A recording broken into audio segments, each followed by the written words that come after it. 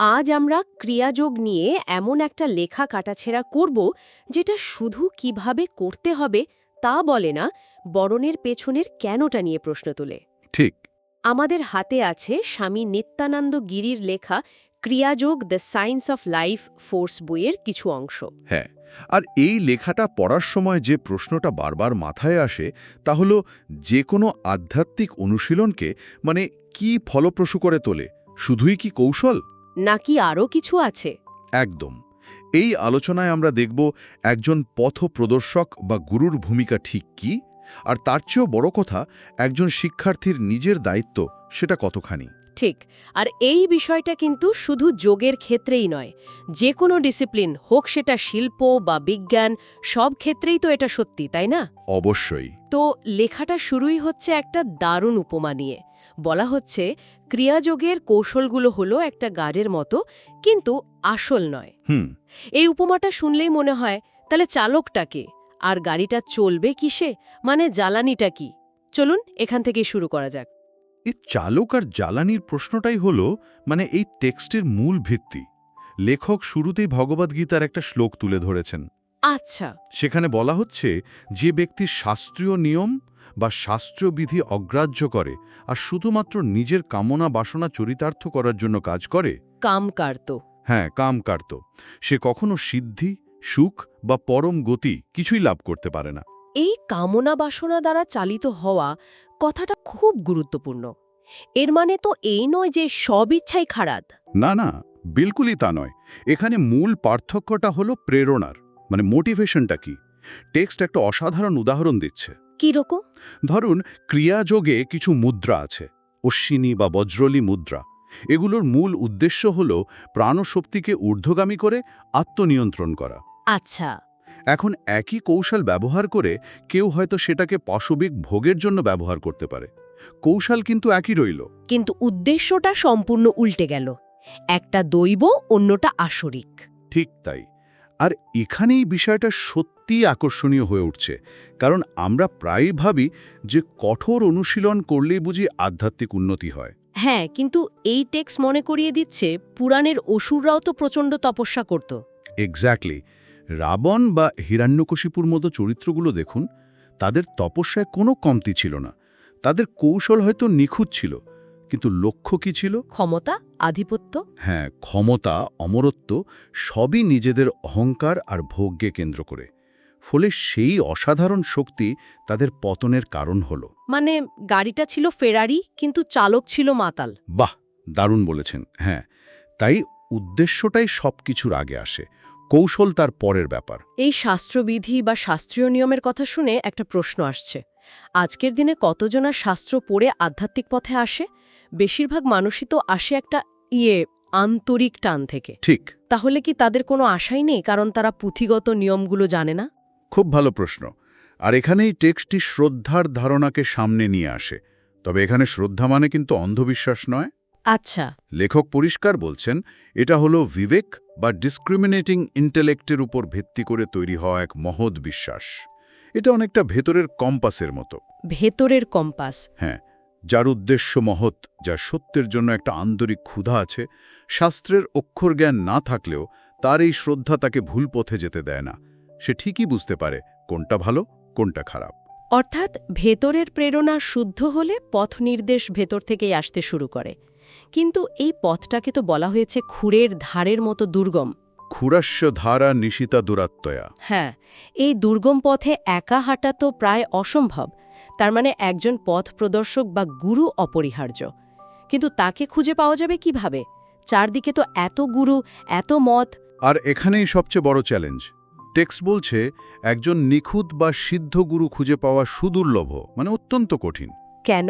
কারণ সত্যিকারের সিদ্ধ গুরু তিনি বাসুদেবঃ সর্বমিতি, অর্থাৎ সব কিছুই পরমাত্মা, এই উপলব্ধি করেছেন। আর এই স্তরে পৌঁছাতে বহু জন্মের সাধনা লাগে। তাই আমাদের চারপাশে যতজনকে আমরা গুরু হিসেবে দেখি, তাদের মধ্যে এই স্তরের আত্মা পাওয়া সত্যি বিরল। তার মানে কি বেশিরভাগ পথপ্রদর্শকই অযোগ্য? অযোগ্য ঠিক নয়, কিন্তু বলা যেতে পারে অসম্পূর্ণ। এই প্রসঙ্গে টেক্সটে যোগবাশিষ্ঠ থেকে যোগীর যাত্রার 7টি স্তরের কথা বলা হয়েছে। ও। সেখানে বিলোপনী নামে চতুর্থ একটি স্তরের কথা আছে, যেখানে সাধকের সব জাগতিক বাসনা মিলিয়ে যায়। বলা হয় এই স্তরটা পার করার পর আর পথ থেকে ছিটকে পড়ার ভয় থাকে না। এটা একটা পয়েন্ট অফ নো রিটার্নের মতো। একদম। কিন্তু সমস্যাটা হলো যোগভ্রষ্টদের নিয়ে। যোগভ্রষ্ট? হ্যাঁ, অর্থাৎ যারা এই চতুর্থ স্তর পার করার আগেই কোনো কারণে যোগপথ থেকে বিচ্যুত হয়েছেন। টেক্সট বলছে এই যোগভ্রষ্ট আত্মারা সাধারণ মানুষের চেয়ে অনেক উন্নত, সম্মানীয়। কিন্তু একজন নতুন সাধকের জন্য পথপ্রদর্শক হিসেবে তারা বিপজ্জনক হতে পারেন, কারণ তারা নিজেরাও তখন পতনের একটা প্রক্রিয়ার মধ্যে দিয়ে যাচ্ছেন। তাদের হয়তো অনেক শক্তি বা জ্ঞান আছে, কিন্তু তাদের নিজেদেরই ভিত্তিটা নড়বড়ে। এটা তো সাংঘাতিক কথা। তার মানে যার কাছে আমি পথ নির্দেশ চাইতে যাচ্ছি তিনি নিজেই হয়তো পথ হারিয়ে ফেলছেন। হ্যাঁ, এই ঝুঁকিটা আছে। এটা তো একজন শিক্ষার্থীর জন্য একটা মাইনফিল্ডে হাঁটার মতো। তাহলে উপায় কি? উপায় হলো নিজের বিবেক বা বিচার বুদ্ধিকে সবসময় জাগ্রত রাখা। আর এখানে টেক্সটের একটা খুব সুন্দর উপমা কাজে লাগে। মৌমাছির উপমাটা। হ্যাঁ, বলা হয়েছে মৌমাছি যেমন মধু সংগ্রহের জন্য এক ফুল থেকে অন্য ফুলে ঘুরে বেড়ায়, কিন্তু কোনো একটি ফুলে আসক্ত হয়ে পড়ে না। একজন জ্ঞান পিপাসুর উচিত সেভাবে বিভিন্ন উৎস থেকে জ্ঞান সংগ্রহ করা। উপমাটা সুন্দর, কিন্তু এতে কি এই ঝুঁকি নেই যে একজন সাধক শুধু জ্ঞান শপিং করতে থাকবে, মানে কোনো একটি পথে গভীরভাবে ডুব দেবে না? অবশ্যই হতে পারে। আর তাই এই উপমার সঙ্গে আরেকটা বাস্তব গল্প যোগ করা হয়েছে। সীতারামণি গুহা আশ্রমের এক বৃদ্ধ ভক্তের গল্প। আচ্ছা। তিনি দেখতেন তরুণ সন্ন্যাসীরা খুব কঠোর জীবনযাপন করছেন। ভোর 4টে উঠে কনকনে ঠান্ডা জলে স্নান, দীর্ঘ ধ্যান, কিন্তু তিনি তাদের বিচার করতে যেতেন না। তিনি বলতেন, এদের সঙ্গে কোনো সিদ্ধ গুরুর তুলনা করো না, নিজেদের সঙ্গে এদের তুলনা করো। এরা যা করছে তা আমাদের চেয়ে অনেক উন্নত। এদের ভুল খোঁজার চেয়ে এদের থেকে যা শেখার আছে তা শেখা উচিত। এই দৃষ্টিভঙ্গিটা অসাধারণ। এর মানে হলো নিখুঁত গুরুর জন্য অপেক্ষা না করে যে আমার চেয়ে এক ধাপ এগিয়ে আছে ঠিক, এবং আমাকে পরবর্তী ধাপে নিয়ে যেতে সাহায্য করতে পারে, তার কাছ থেকেই শেখা শুরু করা উচিত। পারফেকশনের পেছনে না ছুটে প্রগ্রেসের দিকে মনোযোগ দেওয়া। একদম। কারণ নিখুঁত গুরু খুঁজতে গিয়ে হয়তো সারা জীবনই কেটে যাবে, যাত্রাটাই শুরু হবে না। এই বিষয়টা আমাকে তৃতীয় এবং সম্ভবত সবচেয়ে গুরুত্বপূর্ণ অংশে নিয়ে আসছে। যদি বাইরের পথপ্রদর্শক খুঁজে পাওয়া এত কঠিন হয়, তাহলে তো সব দায়িত্ব এসে পড়ে শিক্ষার্থীর নিজের কাঁধে। এই টেক্সট একজন শিষ্যের নিজের ভূমিকা নিয়ে কি বলছে? এখানেই টেক্সটির সবচেয়ে শক্তিশালী বার্তাটা দেয়। শ্রীরামকৃষ্ণ পরমহংসের একটা কথা এখানে উদ্ধৃত করা হয়েছে। তিনি বলতেন, গুরুকে দিনরাত পরীক্ষা করে নিতে হয়। পরীক্ষা করে নিতে হয়? হ্যাঁ, কারণ একজন সত্যিকারের গুরু মুক্তি দেন, বাঁধনে ফেলেন না। টেক্সটে গুরুডম বলে একটা শব্দ ব্যবহার করা হয়েছে, অর্থাৎ গুরুর নামে নিজের কর্তৃত্ব প্রতিষ্ঠা করা, শিষ্যদের শোষণ করা। এই প্রবৃত্তি থেকে খুব সাবধান থাকতে বলা হয়েছে। তাহলে আসল গুরু কে? যদি বাইরের জগতের গুরুদের নিয়ে এত সংশয় থাকে, তাহলে বিশ্বাসটা কোথায় রাখা উচিত? আমরা কি ভুল জায়গায় খুঁজছি? ঠিক এই প্রশ্নটাই আসল জায়গায় নিয়ে আসে। টেক্সটটি বলছে, আসল গুরু কোনো রক্তমাংসের শরীর নন, তিনি একটি নীতি বা প্রিন্সিপাল। একটি নীতি? হ্যাঁ, সেই আসল গুরু আমাদের ভেতরেই আছেন। একটা অসাধারণ লাইন আছে, আমাদের গুরু বুদ্ধির গুহায় বসে আছেন। আমাদের শ্বাসই হলো আমাদের তাৎক্ষণিক গুরু। আমাদের শ্বাস আমাদের গুরু? হ্যাঁ, একবার ভেবে দেখুন, আমাদের শ্বাস-প্রশ্বাস যা প্রতি মুহূর্তে আমাদের সঙ্গে আছে, সেটাই আমাদের সবচেয়ে কাছের পথপ্রদর্শক। বাহ, এটা একটা যুগান্তকারী চিন্তা। তার মানে হলো বাইরের শিক্ষক হয়তো কৌশলটা শিখিয়ে দিতে পারেন, গাড়ির স্টিয়ারিংটা ধরিয়ে দিতে পারেন, ঠিক, কিন্তু গাড়িটা কোন দিকে যাবে, কতটা সাবধানে চালাতে হবে, সেই নির্দেশনাটা আসবে ভেতর থেকে, নিজের শ্বাসকে অনুসরণ করার মাধ্যমে। ঠিক। কিন্তু এর সাথে সাথেই একটা গুরুত্বপূর্ণ সতর্কবার্তাও দেওয়া হয়েছে। কি সেটা? শুধুমাত্র বই পড়ে বা ভিডিও দেখে এই ধরনের সূক্ষ্ম কৌশল অনুশীলন করা বিপজ্জনক হতে পারে। ভুল হওয়ার সম্ভাবনা প্রচুর। কৌশলটা শেখার জন্য একজন রক্তমাংসের শিক্ষকের প্রয়োজন আছে, যিনি ভুলগুলো ধরিয়ে দিতে পারবেন। একদম। বই আপনাকে ম্যাপ দিতে পারে, কিন্তু রাস্তায় চলতে গেলে একজন গাইড লাগে। কৌশলকে চালিত করো নিজের ভেতরের বিবেক বুদ্ধি দিয়ে। নিখুঁতভাবে বলেছেন। যেমন পরমহংস যোগানন্দ দ্বারা তৈরি এনার্জাইজেশন এক্সারসাইজের উদাহরণ দেওয়া হয়েছে। এটি মূল ক্রিয়াযোগের অংশ না হলেও একই নীতির ওপর ভিত্তি করে তৈরি। আচ্ছা। এর থেকে বোঝা যায় পথ বা কৌশল সময়ের সাথে বিকশিত হতে পারে, কিন্তু মূল নীতিটা একই থাকে। একজন যোগ্য শিক্ষক এই নীতিটাকেই ধরিয়ে দেন, শুধু কতগুলো ব্যায়াম মুখস্থ করান না। তাহলে আজকের এই গভীর আলোচনা থেকে কয়েকটা মূল বিষয়ে আমরা সূত্র হিসাবে নিয়ে নিতে পারি। প্রথমত, কিভাবে করছেন তার চেয়ে কেন করছেন সেই উদ্দেশ্য বা প্রেরণা অনেক বেশি গুরুত্বপূর্ণ। একদম, আপনার উদ্দেশ্যই আপনার যাত্রার ফলাফল নির্ধারণ করবে। তাকে পরবর্তী ধাপে নিয়ে যেতে পারবেন। এবং সবচেয়ে জরুরি, সবসময় নিজের বিবেক দিয়ে তাকে এবং তার শিক্ষাকে বিচার করতে হবে। এবং সবশেষে সবচেয়ে বড় দায়িত্বটা কিন্তু শিক্ষার্থীর নিজের। সেই বিবেক এবং মহৎ শ্রদ্ধাকে নিজের ভেতরে জাগিয়ে তোলা এবং নিজের ভেতরের গুরুকে চিনে নেওয়া। বাইরের পথপ্রদর্শক কেবল দরজাটা দেখিয়ে দিতে পারেন। সেই দরজা দিয়ে হেঁটে যেতে হবে নিজেকেই, নিজের ভেতরের আলোর সাহায্যে। একদম। শ্রোতাদের জন্য একটা শেষ ভাবনা রেখে যেতে চাই। টেক্সটে বলা হয়েছে পরম সত্য আমাদের বুদ্ধির গুহায় লুকানো আছে, আর এই গুহাটি হল আজ্ঞাচক্রের উপরে, ভ্রুর মাঝখানে তৃতীয় নয়নেরও ঊর্ধ্বে। হ্যাঁ, তারও ঊর্ধ্বে। টেক্সট বলছে আসল জ্ঞান আমাদের সাধারণ চিন্তাভাবনার স্তরেরও ওপরে থাকে। আজকের এই যুগে যেখানে বাইরে হাজারো গুরু, লক্ষ লক্ষ বই আর তথ্যের বিস্ফোরণ ঘটছে, সেখানে সেই গুহার ভেতরে নিজের পথপ্রদর্শকের সন্ধান করার অর্থ কি হতে পারে? নিজের শ্বাসকে অনুসরণ করে সেই নীরব জায়গায় পৌঁছানো, আর বাইরের সব কোলাহলের উপরে নিজের ভেতরের সেই বিবেক বুদ্ধিকে বিশ্বাস করার তাৎপর্য কতটুকু? এই প্রশ্নটা নিয়ে ভাবা যেতে পারে।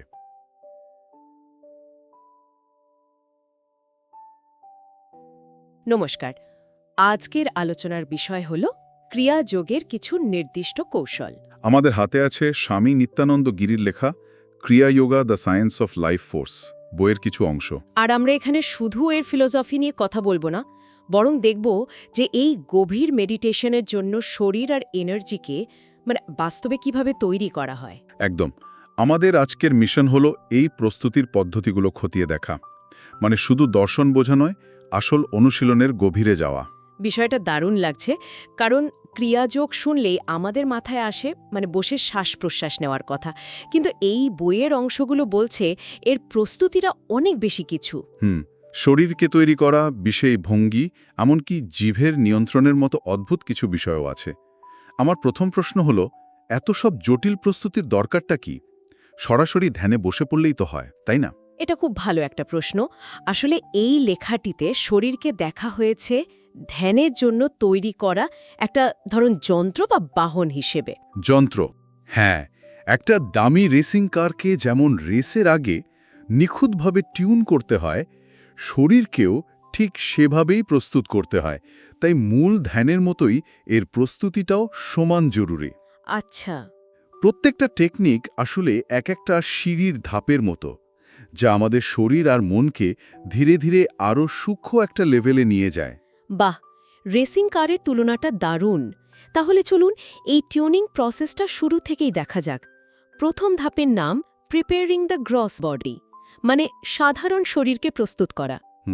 এখানে একটা জিনিস আমার খুব মজার লেগেছে। জিমে গিয়ে ভারী ব্যায়াম করার চেয়েও বাগান করা বা ঘর পরিষ্কার করার মতো সাধারণ হাতে কলমে কাজকে বেশি গুরুত্ব দেওয়া হয়েছে। বলা হচ্ছে মন দিয়ে কাজ করলে নাকি সেটাই ধ্যান হয়ে যায়। এর পেছনের মূল নীতিটাই হল সচেতনতা, বিশেষ করে আমাদের প্রাণ শক্তি বা প্রাণের প্রবাহের ওপর সচেতন হওয়া। ও আচ্ছা। এটা আসলে দৈনন্দিন জীবনের প্রতিটি কাজে মাইন্ডফুলনেসকে যুক্ত করার একটা প্র্যাকটিক্যাল উপায়। ভাবুন তো, আমরা যখন অন্যমনস্ক হয়ে থালাবাসন মাজি, তখন সেটা একটা বিরক্তিকর কাজ। যখন প্রতিটি জলের ফোঁটা, সাবানের গন্ধ আর হাতের নড়াচড়ার উপর পুরো মনোযোগ দিই, তখন সেই সাধারণ কাজটাই একটা অসাধারণ সাধনায় পরিণত হয়। শক্তির অপচয় বন্ধ হয়ে যায়। অর্থাৎ ফোকাসটাই আসল। এর পরের বিষয় হল ক্রিয়া হঠযোগ। বইতে বলা হয়েছে এটা সাধারণ হঠযোগ থেকে আলাদা। পার্থক্যটা ঠিক কোথায়? শুধু কিছু নতুন আসন যোগ করা হয়েছে, নাকি এর পেছনের ভাবনাটাই আলাদা? ভাবনাটাই মূল পার্থক্য। এখানে সাধারণ আসনের সাথে 3টি অতিরিক্ত সচেতনতা স্তর যোগ করা হয়। 3টি স্তর? হ্যাঁ। প্রথমত শ্বাস প্রশ্বাস তো আছেই। দ্বিতীয়ত শরীরের বিভিন্ন অংশে বয়ে চলা সূক্ষ্ম শক্তির স্রোত, যাকে বইতে বলা হয়েছে প্রাণিক কারেন্টস। প্রাণিক কারেন্টস। আর তৃতীয়ত আমাদের শরীরের শক্তিকেন্দ্র বা চক্র। এই তিনটি স্তর যখন একটা সাধারণ যোগাসনের সাথে যুক্ত হয়, তখন সেটা শুধু শারীরিক ব্যায়াম থাকে না, ও একটা গভীর এনার্জি ওয়ার্কে পরিণত হয়। এর ফলে শরীর ক্লান্ত হওয়ার বদলে আরও বেশি প্রাণবন্ত আর চার্জড হয়ে ওঠে। সূর্য নমস্কারের কথাও তো বিশেষভাবে বলা হয়েছে। শুধু তাই নয়, এর সাথে মন্ত্র এবং রিংয়ের মতো বীজ মন্ত্র ব্যবহার করতে বলা হয়েছে। এটা আমার কাছে খুব আকর্ষণীয় লেগেছে। হ্যাঁ, কারণ বীজমন্ত্রগুলো অনেকটা চাবির মতো। যেমন রিং শব্দটি উচ্চারণ করলে আমাদের শক্তি শরীরে এক বিশেষ ধরনের কম্পন তৈরি হয়। কম্পন? এটা অনেকটা গিটারের তারে সঠিক নোট বাজানোর মতো। এই কম্পন আমাদের ভেতরের শক্তি কেন্দ্র বা চক্রগুলোকে জাগিয়ে তোলে। রিং শব্দটার একটা প্রতীকী অর্থ আছে। তাই নাকি? হ্যাঁ, এখানে হ হল শিব বা চেতনার প্রতীক, র হল শক্তি বা সৃষ্টির ক্ষমতার প্রতীক, আর ই হল মায়া বা প্রকাশের প্রতীক। অর্থাৎ শব্দের এই কম্পনের মাধ্যমে আমরা শারীরিক ব্যায়ামের সাথে একটা গভীর আধ্যাত্মিক আর শক্তিভিত্তিক মাত্রা যোগ করছি। বাহ! তাহলে শরীরকে এভাবে উজ্জীবিত করার পর তাকে শান্ত করাটাও তো নিশ্চয়ই জরুরি। অবশ্যই। বইতে এই শিথিলতা নিয়ে কি বলা হয়েছে? শরীরকে প্রস্তুত করার পর আসছে শিথিলতার প্রসঙ্গ, আর তার জন্য বলা হয়েছে যোগ নিদ্রার কথা। এটা কিন্তু শুধু চোখ বন্ধ করে শুয়ে থাকা বা জনপ্রিয় কল্পনাভিত্তিক মেডিটেশনের মতো নয়। আচ্ছা। যোগ নিদ্রা হল শবাসনের একটি উন্নত রূপ, যার আসল উদ্দেশ্য হল চোখ বন্ধ করে শুয়ে থেকে পুরো শরীরে বয়ে চলা একটা সূক্ষ্ম কম্পন বা ভাইব্রেশনকে অনুভব করা। লেখক বলছেন এই কম্পনটাই হল প্রাণের চিহ্ন। তার মানে শুধু শুয়ে থাকাই নয়? না না, চূড়ান্ত অর্থে এই অবস্থায় থাকাই হল সমাধি। এর লক্ষ্য হল নতুন কোনো মানসিক ধারণা বা ছবি তৈরি না করে মনকে পুরোপুরি শান্ত আর স্থির করে ফেলা। বুঝতে পারছি। এরপর একটা বেশ কৌতূহলোদ্দীপক কৌশলের কথা বলা হয়েছে, নাভিক্রিয়া। নামটা শুনেই বোঝা যাচ্ছে এটা নাভির সাথে সম্পর্কিত। এটা ঠিক কি এবং কেন করা হয়? এটি একটি প্রস্তুতিমূলক কৌশল যা আমাদের নাভিকেন্দ্র বা মণিপুর চক্রের উপর মনোযোগ দেয়। এর দুটো ধাপ আছে। দুটো ধাপ। প্রথম ধাপটা অনেকটা কপাল ভাতির মতো একটা শ্বাস-প্রশ্বাসের কৌশল, কিন্তু এখানে পুরো মনোযোগটা থাকে মণিপুর চক্রে। আর প্রতিবার শ্বাস ছাড়ার সময় আঙ্গুল দিয়ে নাভিতে হালকা চাপ দেওয়া হয়। ও আচ্ছা।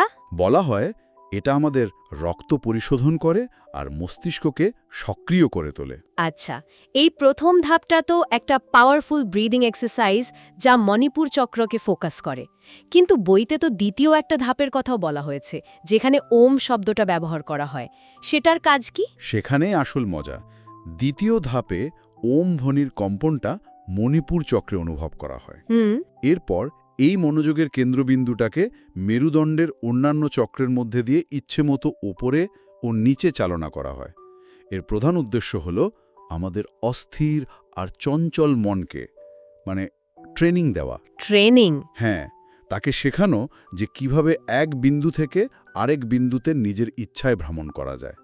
এটা মনকে নিয়ন্ত্রণ করার একটা অসাধারণ অনুশীলন। একটা প্রশ্ন আসছে মাথায়। বইতে উল্লেখ করা হয়েছে যে আজকাল কিছু গুরু নাকি এই কৌশলটি আর শেখান না। এর কারণ কি? এটা কি আর ততটা কার্যকরী নয়?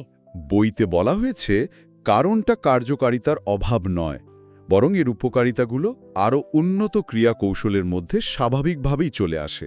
মানে এটা ইন্টিগ্রেটেড হয়ে যায়। একদম। যেমন গুরু প্রণাম এবং মহামুদ্রার মতো অ্যাডভান্স টেকনিকগুলো অনুশীলন করলে নাভিক ক্রিয়ার ফলগুলো এমনিতেই পাওয়া যায়, তাই আলাদা করে এর প্রয়োজন হয় না। ও আচ্ছা। তবে নতুনদের জন্য মনোযোগ তৈরি করা এবং মনকে নিয়ন্ত্রণ করতে শেখার জন্য এটি একটি চমৎকার ট্রেনিং হুইলের মতো কাজ করে। এবার আমরা কিছু উন্নত কৌশলের দিকে এগোচ্ছি। আর এখানেই এমন একটা কথা বলা হয়েছে যা শুনলে প্রথমে অবিশ্বাস্য মনে হয়, খেচুড়ি মুদ্রা।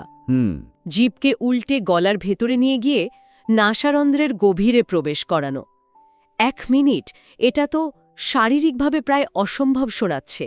সাধারণ মানুষের পক্ষে এটা করা কি আদৌ সম্ভব? এর পেছনের কারণটাই বা কি? আপনার প্রতিক্রিয়াটা খুব স্বাভাবিক। এটা শুনিলে প্রায় সবাই অবাক হয়। এর উদ্দেশ্যটা কিন্তু অত্যন্ত গভীর। ভাবুন তো, আমাদের জিভের দুটো প্রধান কাজ কি?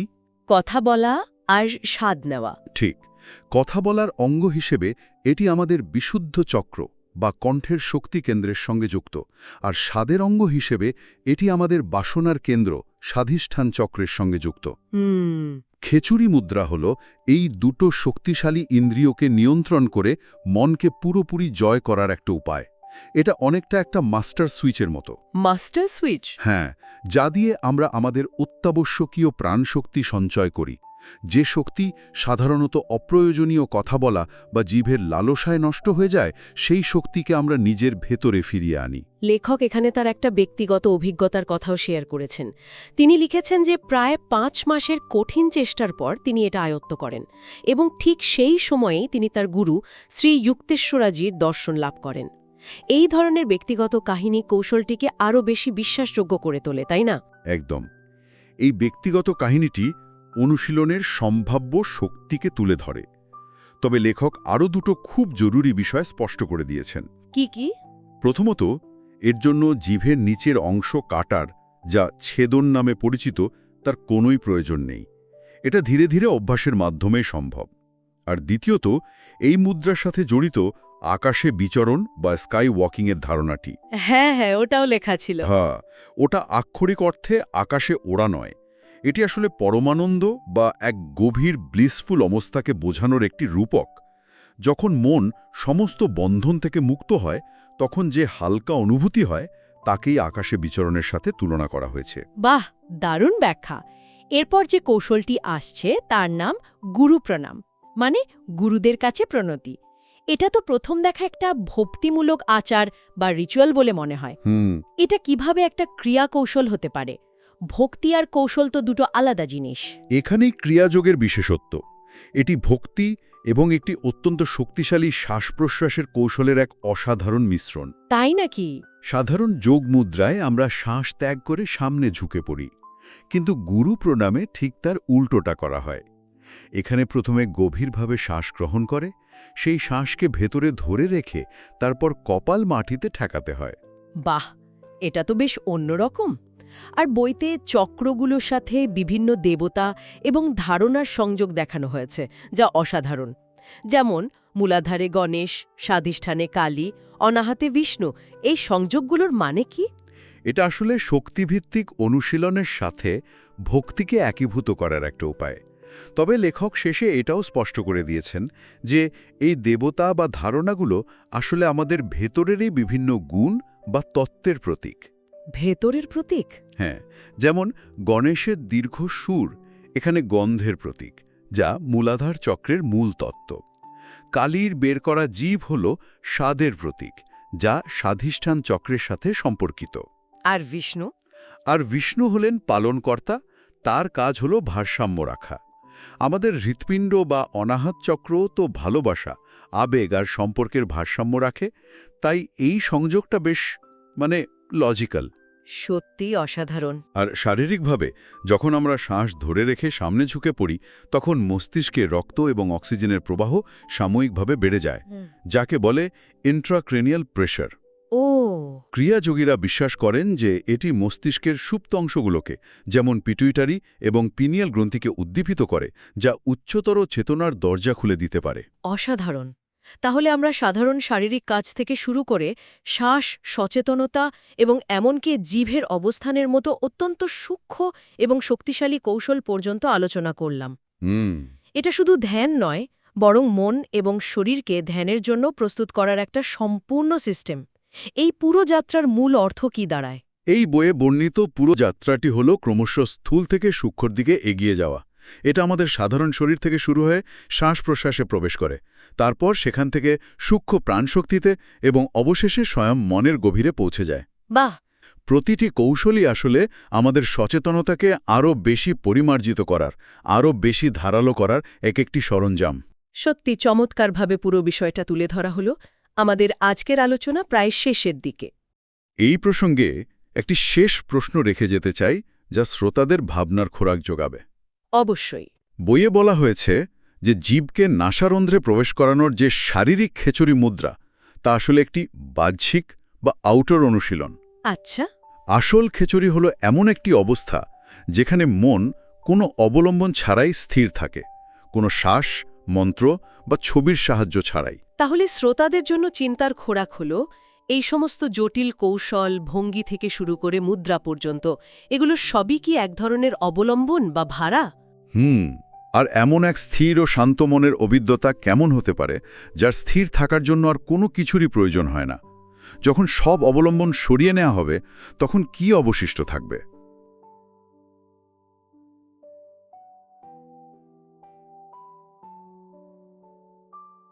নমস্কার, দ্য ডিপ ডাইভে আপনাদের স্বাগত।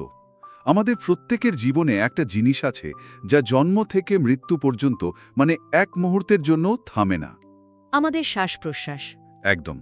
আমরা একে প্রায় লক্ষ্যই করি না, কিন্তু যোগীরা বলেন এই সাধারণ শ্বাসের মধ্যেই লুকিয়ে আছে চেতনার সর্বোচ্চ স্তরে পৌঁছনোর চাবিকাঠি। আর আজ আমরা ঠিক সেই চাবিকাঠি নিয়েই আলোচনা করব। হ্যাঁ, আমাদের হাতে আছে স্বামী নিত্যানন্দ গিরির লেখা Kriyayoga the science of life বইটির কিছু অংশ, আর আমাদের আজকের বিষয় ক্রিয়াযোগের একটি অত্যন্ত গভীর কৌশল, হংস সাধনা।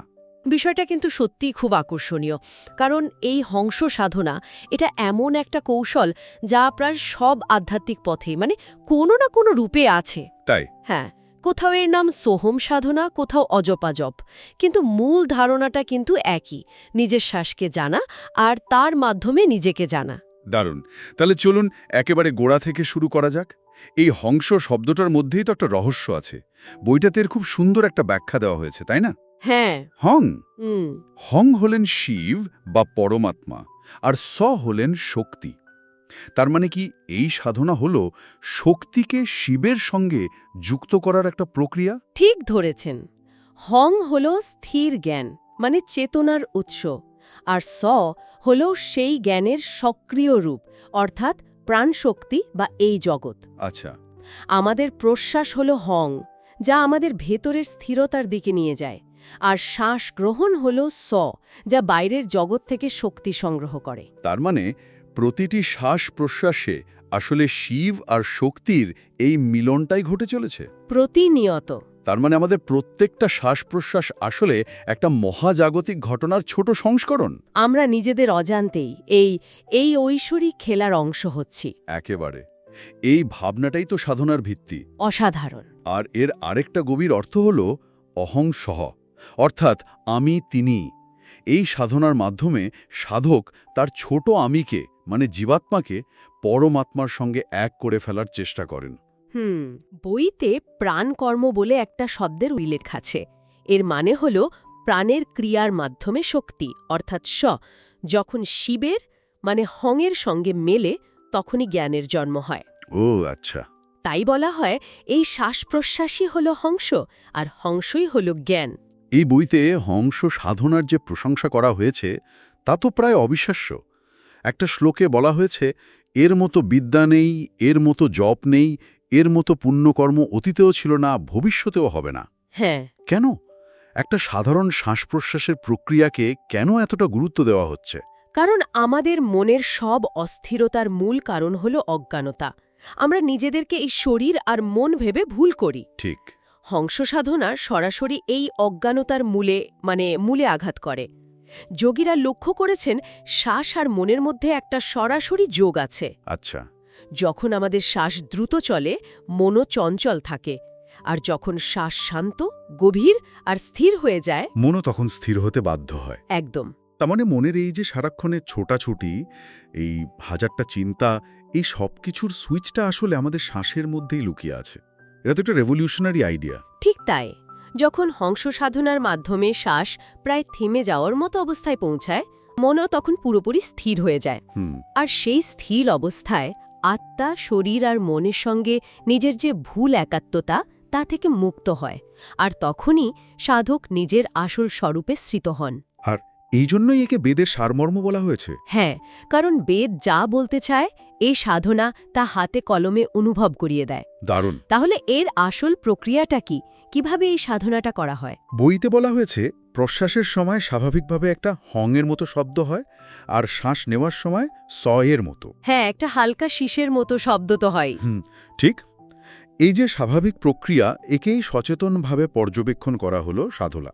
একে বলা হয় অজপা জপ। প্রচেষ্টা ছাড়াই জপ। হ্যাঁ, অজপা জপ মানে এমন একটা জপ যা আমরা করছি না, তা নিজে থেকেই হচ্ছে। আমাদের কাজ শুধু তার সাক্ষী হয়ে থাকা। কিন্তু অজপা জপ অর্থাৎ চেষ্টা ছাড়াই জপ, এটা শুনতে খুব সহজ মনে হলেও আসলে তো মনকে এক জায়গায় আনাটাই সবচেয়ে কঠিন কাজ। অবশ্যই। আমাদের মন তো সারাক্ষণই অন্য কিছু ভাবে।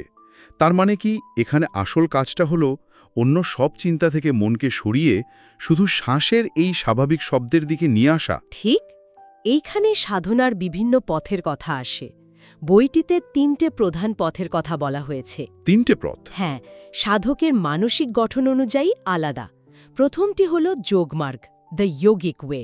আচ্ছা। আর লেখক বলছেন এটাই শুরুতে সবার জন্য সবচেয়ে নিরাপদ পথ। নিরাপদ? নিরাপদ কেন? কারণ এখানে কোনো বড় বড় দার্শনিক ভাবনা বা তত্ত্বের বোঝা নেই। কাজটা খুব সাধারণ। কি রকম? মেরুদণ্ড সোজা করে বসে শুধু নিজের শ্বাসের হং এবং সহ শব্দ দুটিকে মনোযোগ দিয়ে শোনা। কোনো রকম মানসিক জপ করারও দরকার নেই, কারণ শ্বাস তো নিজেই জপটা করছে। ও আচ্ছা, মানে শুধু শোনা। হ্যাঁ, আপনার কাজ হলো মনটাকে শুধু সেই শব্দের সঙ্গে জুড়ে রাখা। একে বলা হয় সমত্ব অভ্যাস। এতে মন ধীরে ধীরে শুদ্ধ ও স্থির হয়, কোনো রকম মানসিক চাপ বা বিপদের ঝুঁকি ছাড়াই। বোঝা গেল, অনেকটা ভিত তৈরি করার মতো। তাহলে বাকি দুটো পথ কি? মন যখন যোগমার্গের মাধ্যমে কিছুটা স্থির আর শুদ্ধ হয়, তখন সাধক অন্য দুটো পথ নিতে পারেন। একটা হলো Bhaktimarg, the devotional way. Bhaktimarg? এখানে সাধক শ্বাসের সঙ্গে ঈশ্বরের প্রতি আত্মসমর্পণের ভাবনা যুক্ত করেন।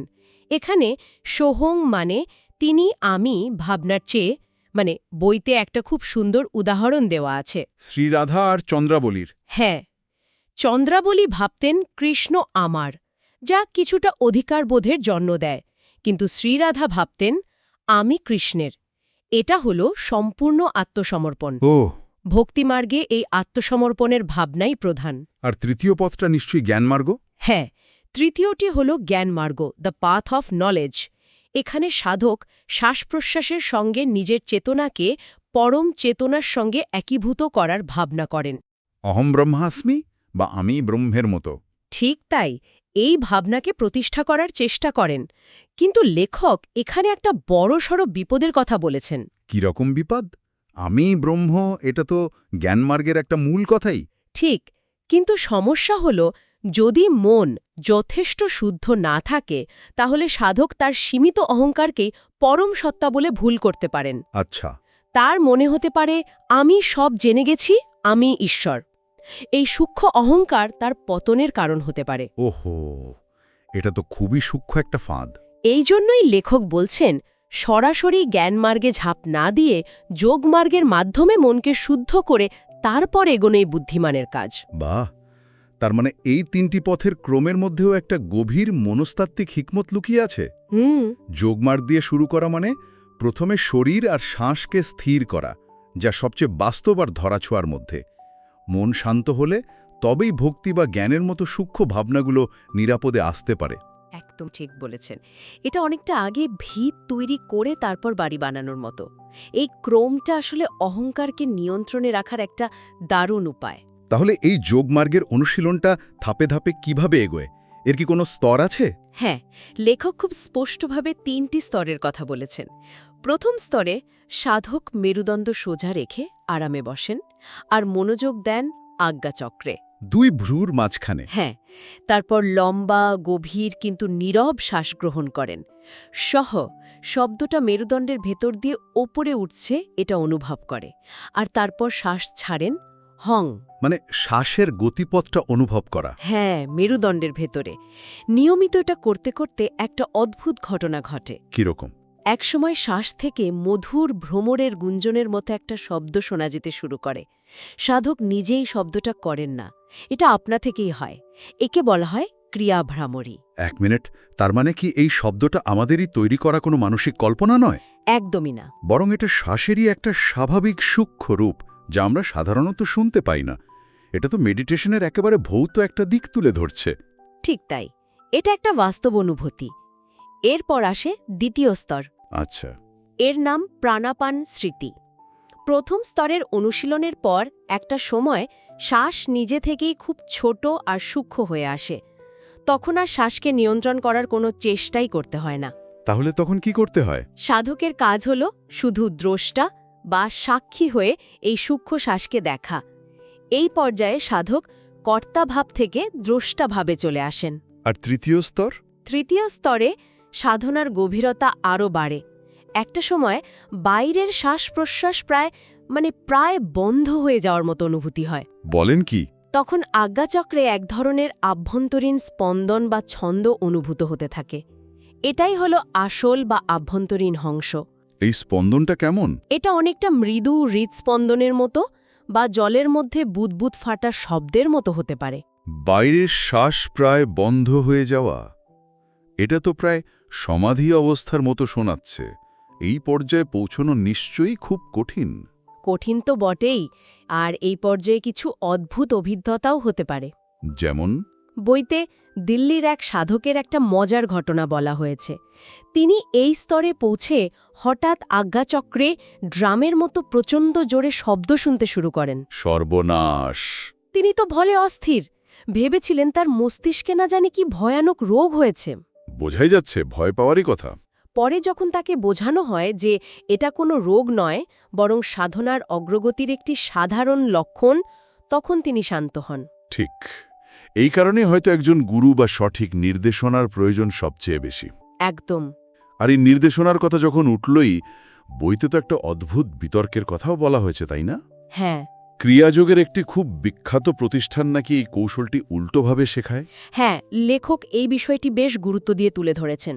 তিনি বলছেন, প্রায় সমস্ত প্রাচীন শাস্ত্র, যেমন শিবসংহিতা বা জ্ঞান সংকলনী তন্ত্র এবং অন্যান্য যোগ পরম্পরায় স্পষ্ট বলা আছে যে প্রশ্বাস হল হং আর শ্বাসগ্রহণ হল সহ। আমাদের শ্বাসের স্বাভাবিক শব্দও তাই। কিন্তু ওই প্রতিষ্ঠান? কিন্তু ক্রিয়াযোগের একটি অত্যন্ত সম্মানিত প্রতিষ্ঠান শ্বাসগ্রহণে হং এবং প্রশ্বাসে সহ শেখায়, যা শাস্ত্রের একেবারে বিপরীত। লেখক নিজেও এর কারণ খুঁজে পাননি। এটা তো অবাক করার মতো। তার মানে কি পদ্ধতির থেকেও সাধকের বিশ্বাস আর একাগ্রতা জোর বেশি? হতে পারে। নাকি হতে পারে যে শরীর এতটাই বুদ্ধিমান যে ভুল নির্দেশ পেলেও সে নিজের মতো করে ঠিক রাস্তায় চলে আসে? লেখক দ্বিতীয় সম্ভাবনাটির দিকেই ইঙ্গিত করেছেন। তিনি বলছেন, অবাক করার মতো বিষয় হল এই উল্টো পদ্ধতি অনুসরণ করেও হাজার হাজার মানুষ আধ্যাত্মিকভাবে উপকৃত হচ্ছেন। আশ্চর্য! এর থেকে একটা অসাধারণ সিদ্ধান্তে আসা যায়। মূল বিষয় হল শ্বাসের প্রতি গভীর অবিচ্ছিন্ন মনোযোগ। একাগ্রতা যদি তীব্র থাকে, তাহলে পদ্ধতিগত সামান্য ভুল থাকলেও আমাদের ভেতরের প্রাণশক্তি বা শ্বাস নিজেই নিজেকে ঠিক করে নেয়। ঠিক, আমাদের শ্বাসই আমাদের সেরা পথপ্রদর্শক। এটা একটা দারুণ উপলব্ধি। তার মানে পদ্ধতির কাঠামোর চেয়ে সাধকের আন্তরিকতায় আসল। আচ্ছা, তাহলে হংস সাধনার এই গভীরে পৌঁছানোর পর পরের ধাপটা কি? পরের ধাপের কথাও বলা হয়েছে। বইতে ব্যান ভিক্ষণ বা ভিয়ানা ভিক্ষণা নামে আরেকটা কৌশলের কথা বলা হয়েছে। হ্যাঁ, ব্যানবিক্ষণ হল হংস সাধনারই একটি সূক্ষ্মতর রূপ।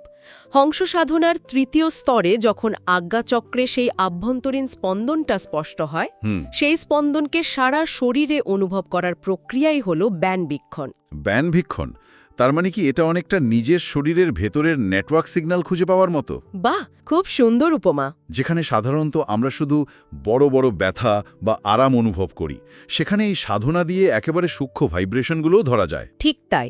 ব্যানবায়ু হল সেই প্রাণ শক্তি যা আমাদের সারা শরীরের রক্ত সঞ্চালনের মতোই ছড়িয়ে আছে। ব্যানবিক্ষণের মাধ্যমে আমরা সেই শক্তির স্পন্দনকে অনুভব করতে শিখি। এর উদ্দেশ্যটা কি? এর একটা খুব গুরুত্বপূর্ণ উদ্দেশ্য আছে, আসন সিদ্ধি অর্জন করা। আসন শিখবি মানে কি? ঘণ্টার পর ঘণ্টা স্থির হয়ে বসার ক্ষমতা। একদম। আমরা যখন বেশ কিছুক্ষণ ধ্যানে বসি, তখন কি হয়? পিঠে ব্যথা, পায়ে ঝিঝি ধরা, গায়ে চুলকানি। হ্যাঁ, নানা রকম অস্বস্তি শুরু হয়। বইতে বলা হয়েছে, এর বেশিরভাগটাই আসলে আমাদের মনের কারসাজি। মন স্থির থাকতে চায় না, তাই সে শরীরকে ব্যবহার করে আমাদের মনোযোগ অন্যদিকে ঘুরিয়ে দেওয়ার চেষ্টা করে। এটা তো আমাদের সবারই অভিজ্ঞতা। ব্যানবিক্ষণের মাধ্যমে সাধক যখন সারা শরীরের প্রাণস্পন্দনকে অনুভব করতে শেখেন, তখন তিনি বুঝতে পারেন যে এই ব্যথা বা চুলকানিও আসলে ওই শক্তিরই একটা খেলা। আচ্ছা। তিনি সেগুলোর প্রতি প্রতিক্রিয়া না করে সেগুলোকে শুধু শক্তির স্পন্দন হিসেবেই দেখতে শেখেন। ফলে এই শারীরিক বাধাগুলো তাকে আর বিচলিত করতে পারে না। আর এভাবেই তিনি দীর্ঘক্ষণ স্থির ও আরামদায়কভাবে ধ্যানে বসার ক্ষমতা অর্জন করেন। ঠিক। তাহলে আজকের আলোচনা থেকে আমরা একটা সম্পূর্ণ যাত্রাপথ দেখতে পেলাম, যা শুরু হচ্ছে আমাদের স্থূল শব্দযুক্ত শ্বাস দিয়ে আর শেষ হচ্ছে সারা শরীরের সূক্ষ্মতম প্রাণস্পন্দনকে অনুভব করার মধ্যে দিয়ে।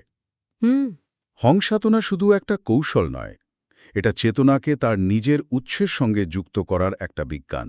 এর মূল কথা একটাই, শ্বাস, মন এবং চেতনার মধ্যে একটা গভীর আর অবিচ্ছেদ্য সংযোগ আছে। শ্বাসকে পর্যবেক্ষণ করার মাধ্যমে মনকে স্থির করা সম্ভব। আর স্থির মনই পরম সত্যকে আয়নার মতো প্রতিফলিত করতে পারে। হংসাধনা সেই স্থিরতার দিকে যাওয়ার একটা পরীক্ষিত পথ। এই বইয়ের আলোচনাটি শেষ হয়েছে ওম বা ওম তত্ত্ব দিয়ে। বলা হচ্ছে, ওম হল মহাবিশ্বের আদি শব্দ, সূর্য এবং গতির প্রতীক। ওম উচ্চারণেই গতি সঞ্চারিত হয়। হ্যাঁ, এটা একটা গভীর দর্শন। তাহলে একটা প্রশ্ন থেকে যায়, যদি হংস আমাদের জীবনের ব্যক্তিগত অবচেতন শ্বাস-প্রশ্বাসের মন্ত্র হয়, আর ওম যদি এই বিশাল মহাবিশ্বের গতির উৎস হয়, তাহলে নিজের শ্বাসকে দেখার মতো একটা একান্ত ব্যক্তিগত কাজ কিভাবে সেই মহাজাগতিক শক্তির সাথে আমাদের সংযোগ স্থাপন করে? এই সংযোগের আসল প্রকৃতিটা কি? এই ভাবনাটা হয়তো আরও গভীর অনুসন্ধানের দরজা খুলে দেয়।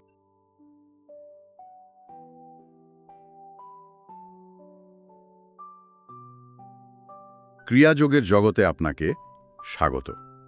আজ আমরা একটা খুব ইন্টারেস্টিং বই নিয়ে কথা বলবো। স্বামী নিত্যানন্দ গিরির লেখা Kriyayoga, the science of life force. বইটার কিছু অংশ নিয়ে আমরা এমনভাবে আলোচনা করব যাতে একটা বড় প্রশ্নের উত্তর খোঁজা যায়। প্রশ্নটা হলো, আমাদের এই যে চঞ্চল শরীর আর অস্থির মন, এর মধ্যে সেতুটা তৈরি করা যায় কিভাবে? মানে ধ্যানে বসলেই তো শরীর বিদ্রোহ করে, আর মন তো সে তো নিজের মতো ছুটে বেড়ায়। এই বইটাতে ঠিক এই সমস্যাগুলো সমাধানের জন্য 3টি অসাধারণ কৌশলের কথা বলা হয়েছে: প্রাণবিক্ষান্তি, ওম কৌশল এবং মহামুদ্র। চলুন এই যাত্রাপথে একটু গভীরে প্রবেশ করা যাক। দেখাচ্ছে যে এর পেছনে একটা নির্দিষ্ট পদ্ধতি আছে, একটা সায়েন্স আছে। শরীরকে স্থির করা থেকে শুরু করে মনের কোলাহল পেরিয়ে চেতনার গভীরে যাওয়ার জন্য নির্দিষ্ট কিছু টুলস বা যন্ত্র রয়েছে। আজকের আলোচনাটা সেই টুল বক্সটা খোলার একটা চেষ্টা আর কি। বাহ, দারুণ বলেছেন, টুল বক্স। তাহলে চলুন প্রথম টুলটা দিয়ে শুরু করা যাক। আমাদের প্রথম চ্যালেঞ্জ তো শরীর, তাই না? ধ্যানে বসতে গেলে হাজারটা সমস্যা, কখনো পা ঝিনঝিন করে, কখনো পিঠে ব্যথা, বা এমনি সারা শরীর একটা অস্বস্তি হতে থাকে। এই বাধাটা পেরোনোর জন্যই বইটিতে প্রাণবিক্ষান্তি কৌশলের কথা বলা হয়েছে। আমরা হয়তো শবাসনের কথা জানি, যেখানে শুয়ে শরীরকে শিথিল করা হয়, কিন্তু সমস্যা হলো ওতে প্রায়ই ঘুম চলে আসে। হ্যাঁ, ঘুমিয়ে পড়ার একটা সম্ভাবনা থাকে। ঠিক। এই কৌশলটা কিন্তু বিশেষভাবে বসে অনুশীলন করার জন্য তৈরি। এখানে সবচেয়ে মজার বিষয়টা কি জানেন? উৎসটি একে পতঞ্জলির যোগ সূত্রের সঙ্গে জুড়ে দিয়েছে। পতঞ্জলি বলছেন, আসন তখনই সিদ্ধ হয় যখন সাধক দ্বন্দ্ব জয় করতে পারেন। দ্বন্দ্ব মানে? এই দ্বন্দ্ব মানে হল বিপরীত অনুভূতি, যেমন গরম ঠান্ডা, সুখ দুঃখ, আরাম অস্বস্তি। প্রাণবিক্ষান্তি শুধু শরীরকে আরাম দেওয়ার একটা ব্যায়াম নয়, এটা আসলে এই সব অনুভূতিগুলোর ঊর্ধ্বে ওঠার একটা ট্রেনিং। যখন আপনি শরীরে প্রাণের সূক্ষ্ম কম্পন অনুভব করতে শুরু করেন, তখন ব্যথা বা অস্বস্তির মতো স্থূল অনুভূতিগুলো আর ততটা পাত্তা পায় না। মানে আপনি সসীম শরীরের মধ্যেই অসীম চেতনাকে অনুভব করার একটা সুযোগ পান। আচ্ছা আচ্ছা, তার মানে এটা শরীরকে শান্ত করার চেয়েও বেশি কিছু। এটা আসলে মনকে ট্রেনিং দেওয়া, যে শরীরের এই ছোটোখাটো সমস্যাগুলোকে অতটা গুরুত্ব না দিতে। আর কৌশলটাও বেশ ইন্টারেস্টিং। বলা হচ্ছে, সোজা হয়ে বসে হংস সাধনার মতো কোনো প্রাথমিক কৌশল করার সময় যখন আজ্ঞাচক্রে, হ্যাঁ, মানে দুই ভ্রুর মাঝখানে, ঠিক ওইখানে যখন একটা কম্পন বা ভাইব্রেশন নিক্ষেপ করা যায়, তখন সেই অনুভূতিটাকে ইচ্ছাকৃতভাবে সারা শরীরে ছড়িয়ে দিতে হবে। অনেকটা যেন একটা উষ্ণ স্রোত মাথা থেকে পা পর্যন্ত নেমে যাচ্ছে, আবার পা থেকে মাথায় উঠে আসছে। একদম। এটা অনেকটা মনোযোগকে ব্যবহার করে শরীরের নার্ভাস সিস্টেমকে শান্ত করার মতো। লেখক তার নিজের অভিজ্ঞতা থেকে বলছেন, এটা নিয়মিত চর্চা করলে শ্বাস-প্রশ্বাস নিজে থেকেই অনেক ধীর আর ছন্দবদ্ধ হয়ে আসে। বুঝতে পারছি। আর এর সবচেয়ে বড় সুবিধা হলো কোনো রকম অস্বস্তি ছাড়াই ঘন্টার পর ঘন্টা এক আসনে বসে থাকা যায়। আর গভীর ধ্যানের জন্য তো এটাই প্রথম শর্ত। শরীর যদি স্থির না হয়, মনকে স্থির করা প্রায় অসম্ভব। আচ্ছা, ধরে নিলাম শরীর স্থির হলো, কিন্তু তখনই তো আসল খেলা শুরু হয়, তাই না? মনের ভেতরের কোলাহল। শরীর শান্ত হলেই মন যেন আরও জোরে কথা বলতে শুরু করে। এই মনকে শান্ত করার জন্য উৎসটিতে যে কৌশলের কথা বলা হয়েছে তা শোনার ওপর ভিত্তি করে তৈরি, আর সেটা হলো ওম কৌশল। আর শুরুতেই একটা চমকে দেওয়ার মতো দাবি করা হয়েছে, খ্রিস্টানদের আমেন বা মুসলিমদের আমিন, এগুলো নাকি আসলে এই মহাজাগতিক শব্দ ওমেরই ভিন্ন রূপ। ঠিক। এমনকি মন্দিরের ঘণ্টাধ্বনিও নাকি এই আদি শব্দেরই প্রতিধ্বনি। এটা নিয়ে আপনার কি মনে হয়? এটা শোনার পর প্রথম প্রশ্ন মনে আসতেই পারে, এটা কি শুধুই একটা ধ্বনিগত মিল, নাকি এর পেছনে গভীর কোনো যোগসূত্র আছে? উৎস কিন্তু দ্বিতীয়টির দিকেই ইঙ্গিত করছে। আর এই গভীরতাটা বোঝার জন্য শব্দের 4টে স্তরের কথা বলা হয়েছে, যা পুরো বিষয়টাকে একটা অসাধারণ কাঠামো দেয়। ভাবুন, শব্দের 4টে স্তর। প্রথমটা হলো বৈখরি। এটা হলো পাবলিক স্পিচ, যা আমরা মুখ দিয়ে বলি আর সবাই কান দিয়ে শোনে। আচ্ছা, যেমন আমরা এখন কথা বলছি। একদম। দ্বিতীয় স্তরটা হলো মধ্যমা। এটা আরেকটু ব্যক্তিগত, অনেকটা নিজের মনে মনে কথা বলার মতো। যেমন মনে মনে মন্ত্র জপ করা। শব্দটা তৈরি হচ্ছে কিন্তু বাইরে প্রকাশ পাচ্ছে না। এটা আমাদের প্রাইভেট চিন্তা। তৃতীয় স্তরটা হলো পশ্যান্তি, যার মানে হলো যা দেখা যায়। এটা আরও গভীরে। এটা অনেকটা সেই ব্যাকগ্রাউন্ড মিউজিকের মতো, যা আমাদের ভেতরে সবসময় বাজছে, কিন্তু আমরা দৈনন্দিন কোলাহলে তা খেয়ালই করি না। সাধনার কাজ হলো সেই ভেতরের সুরটাকে খুঁজে বের করা। ওম কৌশল মূলত এই স্তরেই কাজ করে। বাহ, এই উদাহরণটা দিয়ে তো পুরো বিষয়টা পরিষ্কার হয়ে গেল।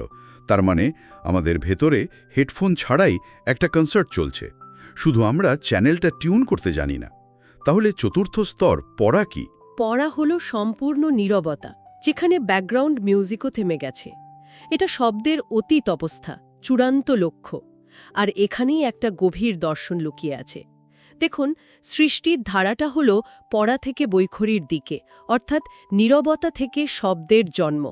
কিন্তু আমাদের সাধনার পথ সেটা ঠিক তার উল্টো, বৈখরি থেকে পড়ার দিকে। আমরা এই কোলাহলপূর্ণ জগৎ থেকে সেই আদিম শান্ত উৎসের দিকে ফিরে যাওয়ার চেষ্টা করছি। ওম কৌশল হলো সেই ফেরার পথের একটা ম্যাপ। তাহলে এই ম্যাপটা ব্যবহার করতে হয় কিভাবে? উৎস বলছে পদ্মাসন বা সিদ্ধাসন সোজা হয়ে বসে বৃদ্ধাঙ্গুষ্ঠ দিয়ে কান বন্ধ করতে হয়, যাকে সম্মুখী মুদ্রা বলা হয়। তারপর আজ্ঞাচক্রে মনোযোগ রেখে ডান কানে ভেতরে সূক্ষ্ম শব্দ শোনার চেষ্টা করতে হয়। লেখক তার ছোটবেলার একটা মজার অভিজ্ঞতার কথাও বলেছেন, যেখানে তিনি বালিশে কান চেপে ধরে এই ধরনের শব্দ শোনার চেষ্টা করতেন। এটা হয়তো আমরা অনেকেই ছোটবেলায় করেছি। হ্যাঁ, করেছি। আর শাস্ত্র এটাকে বৈষ্ণবী মুদ্রাও বলেছে। এর উন্নত পর্যায়ে কিন্তু চোখ বা কান বন্ধ করারও প্রয়োজন হয় না। সাধক খোলা চোখে চারপাশের কোলাহলের মধ্যেও সে ভেতরের শব্দ শুনতে পান। উৎসটিতে শিব আর বিষ্ণুর একাত্মতার একটা সুন্দর প্রতীকী ব্যাখ্যাও আছে। বলা হচ্ছে, শব্দ হল শিবের রূপ, অর্থাৎ সৃষ্টির আদি কারণ। আর প্রাণের রূপে সেই শব্দ যখন গোটা সৃষ্টিকে টিকিয়ে রাখে, তখন তা বিষ্ণুর রূপ, মানে পালনী শক্তি। এই কৌশল আসলে সেই আদি শক্তিকে নিজের ভেতরে অনুভব করার একটা প্রক্রিয়া। এই বিষয়টা খুব গভীর, কিন্তু একটা সাধারণ প্রশ্ন যেটা সবার মনে আসে, ভেতরের এই শব্দগুলো ঠিক কেমন শুনতে? আমরা উপনিষদে তেলের অবিচ্ছিন্ন ধারা বা ঘণ্টার দীর্ঘ ধ্বনির মতো উপমা পাই, কিন্তু বাস্তবে কি ধরনের শব্দ শোনা যায়? এটা কি কানের ভেতরের কোনো সমস্যা, নাকি সত্যি কোনো মহাজাগতিক শব্দ? উৎসটিই এই কৌতূহল মেটানোর জন্য দুটি উপনিষদের রেফারেন্স দিয়ে শব্দের একটা বিস্তারিত তালিকা দিয়েছে, যা বেশ চমকপ্রদ। যেমন হংসোপনিষদ 10টি আলাদা শব্দের কথা বলেছে। শুরু হয় চিনি বা চিনচিনির মতো সূক্ষ্ম শব্দ দিয়ে, যা অনেকটা মৌমাছির গুঞ্জনের মতো। তারপর ধীরে ধীরে ঘণ্টা, শঙ্খ, বীণা, করতাল, বাঁশি, মৃদঙ্গ, দামামা এবং সবশেষে মেঘের গর্জনের মতো গম্ভীর শব্দ শোনা যায়। বাহ, এ তো পুরো একটা ভেতরের অর্কেস্ট্রা। ঠিক তাই। আবার নাদবিন্দু উপনিষদ শব্দগুলোকে 3টি পর্যায়ে ভাগ করেছে।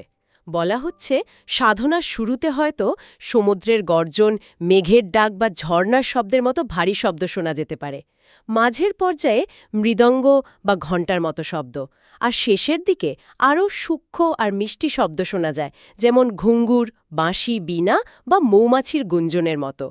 লেখকের ব্যক্তিগত অভিজ্ঞতাও এর সঙ্গে মেলে। তিনি বলছেন ঝিঞ্ঝি পোকার ডাক, হারমোনিয়ামের সুর বা সমুদ্রের গর্জনের মতো নানা রকম শব্দ শোনা যেতে পারে। আরও একটা মজার বিষয় তিনি উল্লেখ করেছেন, কখনো কখনো একটা স্থূল শব্দের পেছনে একটা আরও সূক্ষ্ম শব্দ নাকি শোনা যায়, আর মনোযোগ দিয়ে সেই সূক্ষ্ম শব্দটিকে সামনে আনা সম্ভব। কিন্তু আমার প্রশ্ন হলো, এর শেষ কোথায়? শুধু শব্দ শুনে যাওয়াটাই কি লক্ষ্য? এটাই সবচেয়ে গুরুত্বপূর্ণ প্রশ্ন। লক্ষ্য কেবল শব্দ শোনা নয়, লক্ষ্য হল মনকে এই শব্দে এমনভাবে ডুবিয়ে দেওয়া যাতে একসময় মন আর শব্দ দুটোই মিলেমিশে একাকার হয়ে যায়। উৎসটি খুব সুন্দরভাবে ব্যাখ্যা করছে, যতক্ষণ আপনি ভেতরে শব্দ শুনতে পাচ্ছেন ততক্ষণ আপনার মন সক্রিয় আছে, কারণ মনই সেই শব্দকে চিনছে, তাকে একটা নাম দিচ্ছে।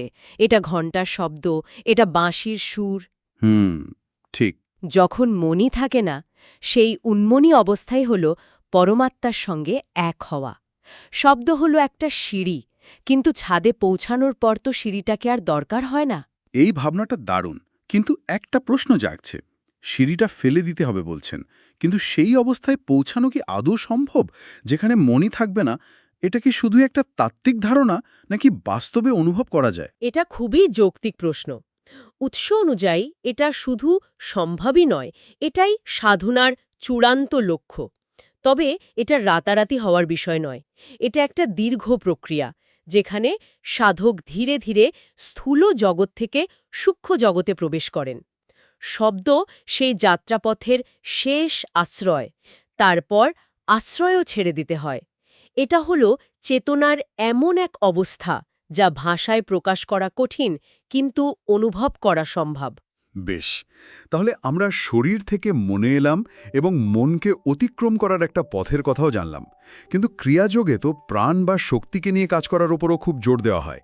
আর এখানেই আমাদের আলোচনার শেষ এবং সবচেয়ে শক্তিশালী কৌশলটি আসছে, মহামুদ্রা। নামটা শুনলেই বোঝা হয় এটা কোনো সাধারণ আসন নয়। একদমই নয়। বিভিন্ন যোগশাস্ত্রে একে খুব গুরুত্ব দেওয়া হয়েছে। বলা হয় এটি সাধকের শরীর থেকে বহু রোগ দূর করতে পারে এবং কুণ্ডলিনী শক্তিকে জাগ্রত করতে সাহায্য করে। তবে এর অনুশীলন পদ্ধতিটা বেশ জটিল, তাই অডিও শুনে এটা চেষ্টা করা একেবারেই উচিত নয়। আমরা বরং এর পেছনের মূল ভাবনাটা বোঝার চেষ্টা করি। হ্যাঁ, সেটাই ভালো হবে। ধাপে ধাপে নির্দেশনার বদলে এর পেছনের বিজ্ঞান বা দর্শনটা কি? মহামুদ্রার মূল ভাবনাটা হল শরীরকে একটা নির্দিষ্ট ভঙ্গিমায় এনে শ্বাস এবং মনোযোগকে একসঙ্গে চালনা করা। ভাবুন তো, শরীরকে একটা বিশেষ অবস্থানে লক করে আপনি প্রাণশক্তিকে মেরুদণ্ডের মধ্যে দিয়ে ওপরের দিকে ঠেলে দিচ্ছেন। এর ফলে শরীরের প্রতিটি অঙ্গে, বিশেষ করে পেটের ভেতরের অঙ্গ-প্রত্যঙ্গে এবং মস্তিষ্কে একটা প্রচণ্ড চাপ আর শক্তির সঞ্চার হয়। লেখক বলছেন এর অনুভূতিটা অনেকটা শরীরকে রিবুট করার মতো। রিবুট করার মতো?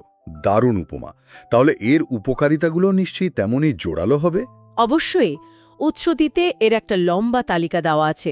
এটি পেটের সমস্ত অঙ্গ-প্রত্যঙ্গকে ম্যাসাজ করে, যা হজম ক্ষমতার উন্নতি ঘটায়, ফুসফুসের ক্ষমতা বাড়ায়, মস্তিষ্কের কোষের রক্ত সঞ্চালন বাড়িয়ে সেগুলোকে সজীব করে তোলে এবং মেরুদণ্ডকে অত্যন্ত নমনীয় করে তোলে। আর আধুনিক জীবনের সবচেয়ে বড় সমস্যা অর্থাৎ মানসিক চাপ বা অ্যাংজাইটি কমাতেও এটি খুব কার্যকর বলে উল্লেখ করা হয়েছে।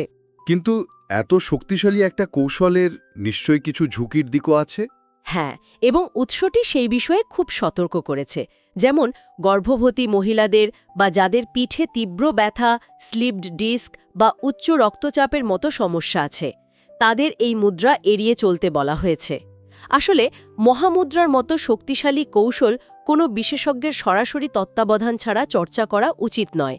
ভুল পদ্ধতিতে করলে হিতে বিপরীত হতে পারে। এটা কোনো ইউটিউব ভিডিও দেখে করার মতো জিনিস নয়। খুবই গুরুত্বপূর্ণ একটা কথা। তাহলে আজকের আলোচনা থেকে আমরা কি পেলাম? পুরো যাত্রাটা যদি দেখি তাহলে শুরুটা হলো শরীরকে স্থির করা দিয়ে, তারপর শব্দকে সিঁড়ি বানিয়ে মনকে অতিক্রম করা, এবং শেষে মহামুদ্রার মতো কৌশলে সেই শক্তিকে শরীরে চালনা করা। প্রতিটি আসলে এক একটা দরজা, যা আমাদের বাইরের কোলাহল থেকে ভেতরের গভীরে নিয়ে যায়। ঠিক। আর এই গভীরতার শেষে একটা চূড়ান্ত ভাবনা দিয়ে আজকের আলোচনা শেষ করা যাক। উৎসটিতে বলা হয়েছে, যতক্ষণ ভেতরে দিব্য শব্দ শোনা যাচ্ছে ততক্ষণ মনের অস্তিত্ব রয়েছে, কারণ মনই সেই শব্দের দ্রষ্টা।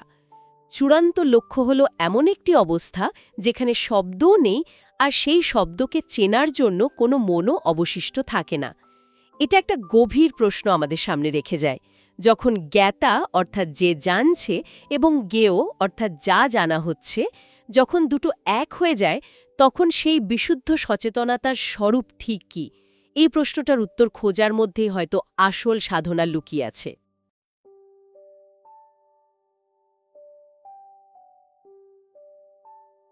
আজকের টপিকটা কিন্তু দারুণ ইন্টারেস্টিং। আমাদের হাতে ক্রিয়াযোগ নিয়ে কিছু অসাধারণ সোর্স এসছে। হ্যাঁ। আর মূল প্রশ্নটা একদম সহজ, কিন্তু উত্তরটা মোটেও সহজ নয়। কি সেই প্রশ্ন? যে নিছক শ্বাস প্রশ্বাসকে নিয়ন্ত্রণ করে কিভাবে আমাদের মন, এমনকি আমাদের পুরো চেতনাকে বদলে ফেলা সম্ভব। এটা একটা গভীর প্রশ্ন। আজ আমরা একটা অদ্ভুত যাত্রায় বেরোব।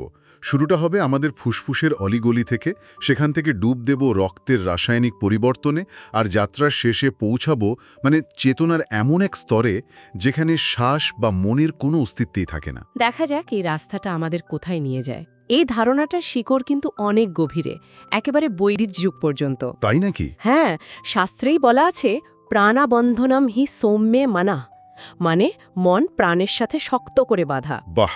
সোর্সগুলোতে একটা চমৎকার উপমা ব্যবহার করা হয়েছে। কিরকম? ধরুন তো, একটা পাখির পায়ে দড়ি বাঁধা আছে। পাখিটা উড়তে পারে, কিন্তু ওই দড়ির টানে তাকে ফিরে আসতেই হয়। আমাদের মনও ঠিক তেমনই, প্রকৃতির বিভিন্ন গুণের দড়িতে বাঁধা। একদম। আর সেই দড়িটা হল আমাদের শ্বাস-প্রশ্বাস। শ্বাসকে যদি স্থির করা যায়, তাহলে মনও স্থির হতে বাধ্য। ক্রিয়াযোগের পুরো দর্শনটাই এই সহজ কিন্তু গভীর নীতির ওপর দাঁড়িয়ে আছে। তার মানে এটা শুধু বাতাস নেওয়া বা ফেলার মতো সাধারণ কোনো কাজ নয়। এর মাধ্যমে আমরা আসলে আমাদের ভেতরের অপারেটিং সিস্টেমটাকে নিয়ন্ত্রণ করার চেষ্টা করছি। ঠিক তাই। তাহলে আমাদের আজকের আলোচনার উদ্দেশ্য পরিষ্কার। এই প্রাচীন কৌশলের পেছনের বিজ্ঞান আর এর আধ্যাত্মিক লক্ষ্য দুটোকেই সহজভাবে ব্যবচ্ছেদ করা। চলুন তাহলে শুরু করা যাক। চলুন। একেবারে গোড়া থেকে, আমাদের শরীরের ভেতরের যন্ত্রটা দিয়ে। এই কৌশলগুলো ঠিকমতো বুঝতে হলে সবার আগে আমাদের শ্বাসযন্ত্র বা রেসপিরেটরি সিস্টেম কিভাবে কাজ করে সেটা একটু ঝালিয়ে নেওয়া দরকার। সোর্সগুলোতে এর খুব সহজ একটা ছবি দেওয়া আছে। হ্যাঁ, আমাদের এই অসাধারণ যন্ত্রটাকে দুটো প্রধান ভাগে ভাগ করা হয়েছে, ঊর্ধ্ব শ্বাসতন্ত্র আর নিম্ন শ্বাসতন্ত্র। আচ্ছা। ওপরের অংশে আছে নাক, গলবিল আর ষড়যন্ত্র। এর ভেতরের শ্লেষ্মা ঝিল্লি আর সিলিয়া নামের খুদে চুলের মতো কোষগুলো একটা ফিল্টারের মতো কাজ করে, বাইরের ধুলোবালি, জীবাণু সব আটকে দেয়। আর বাতাসকে গরম করারও একটা ব্যাপার আছে, তাই না? হ্যাঁ, নাকে থাকা রক্তনালীগুলো বাতাসকে ফুসফুসে পাঠানোর আগে আমাদের শরীরের তাপমাত্রায় গরমও করে আর আর্দ্র করে তোলে। আর আসল কাজটা তো হয় নিচের অংশে। একদম। নিম্ন শ্বাসতন্ত্রে আছে শ্বাসনালী বা ট্রাকিয়া, ব্রঙ্কাই আর ফুসফুস। শ্বাসনালীটা দুটো ভাগে ভাগ হয়ে ফুসফুসে ঢোকে, আর তারপর গাছের ডালপালার মতো অসংখ্য ছোট ছোট শাখায় বিভক্ত হয়ে অ্যালভিওলাই বা বায়ুথলিতে শেষ হয়। এই অ্যালভিওলাইগুলো হলো আমাদের শরীরের জন্য হাজার হাজার ছোট্ট ছোট্ট গ্যাস এক্সচেঞ্জ কাউন্টার, তাই তো? বাহ, চমৎকার উপমা। যেখানে শরীর আবর্জনা কার্বন ডাই অক্সাইড ফেলে দিয়ে দরকারি জিনিস অক্সিজেন তুলে নেয়। একেবারে নিখুঁত। এই অ্যালভিওলাইয়ের পাতনা দেওয়ালের মাধ্যমেই রক্তে অক্সিজেন মেশে আর কার্বন ডাই অক্সাইড বেরিয়ে যায়। এটাই আমাদের বেঁচে থাকার মূল জৈবিক প্রক্রিয়া। আর এই কারণে সোর্সগুলোতে নাক দিয়ে শ্বাস নেওয়ার উপর এত জোর দেওয়া হয়েছে। ঠিক। মুখ দিয়ে শ্বাস নিলে এই ফিল্টারিং আর তাপমাত্রা নিয়ন্ত্রণের প্রক্রিয়াটা ঠিকমতো হয় না। কিন্তু একটা বিষয় আছে, কিছু ক্রিয়াযোগের স্কুলে তো মুখ আর নাক দুটো দিয়ে শ্বাস নিতে শেখানো হয়। এর পেছনে যুক্তিটা কি? এর কারণটা হলো গলায় একটা শীতল অনুভূতি তৈরি করা। অনেকের জন্য এই অনুভূতিটা মনোযোগকে এক জায়গায় আনতে সাহায্য করে, কিন্তু আমাদের সোর্সগুলো বলছে এটা একটা প্রাথমিক ধাপ মাত্র। ও আচ্ছা। লেখকের মতে গভীর মনোযোগের মাধ্যমে এই একই শীতল অনুভূতি নাকেও পাওয়া সম্ভব। আসল লক্ষ্য তো গলায় ঠান্ডা বাতাস অনুভব করা নয়, লক্ষ্য হল মেরুদণ্ডের ভেতরে প্রাণের সূক্ষ্ম চলাচলকে অনুভব করা। বোঝা গেল। তাহলে আমাদের হার্ডওয়্যারটা আমরা চিনে নিলাম, এবার আসা যাক সফটওয়্যার আপগ্রেডের কথায়। মানে সাধারণ শ্বাসের সাথে ক্রিয়াযোগের গভীর শ্বাসের পার্থক্যটা ঠিক কোথায়? সোর্সগুলোতে কিছু সংখ্যা দেওয়া আছে যা শুনলে অবাক হতে হয়। বাতাস নিই, 500 সিসি। কিন্তু ক্রিয়াযোগের একটি গভীর শ্বাসে আমরা প্রায় 3000 সিসি বাতাস নিতে পারি। একে বলা হয় কমপ্লিমেন্টাল এয়ার।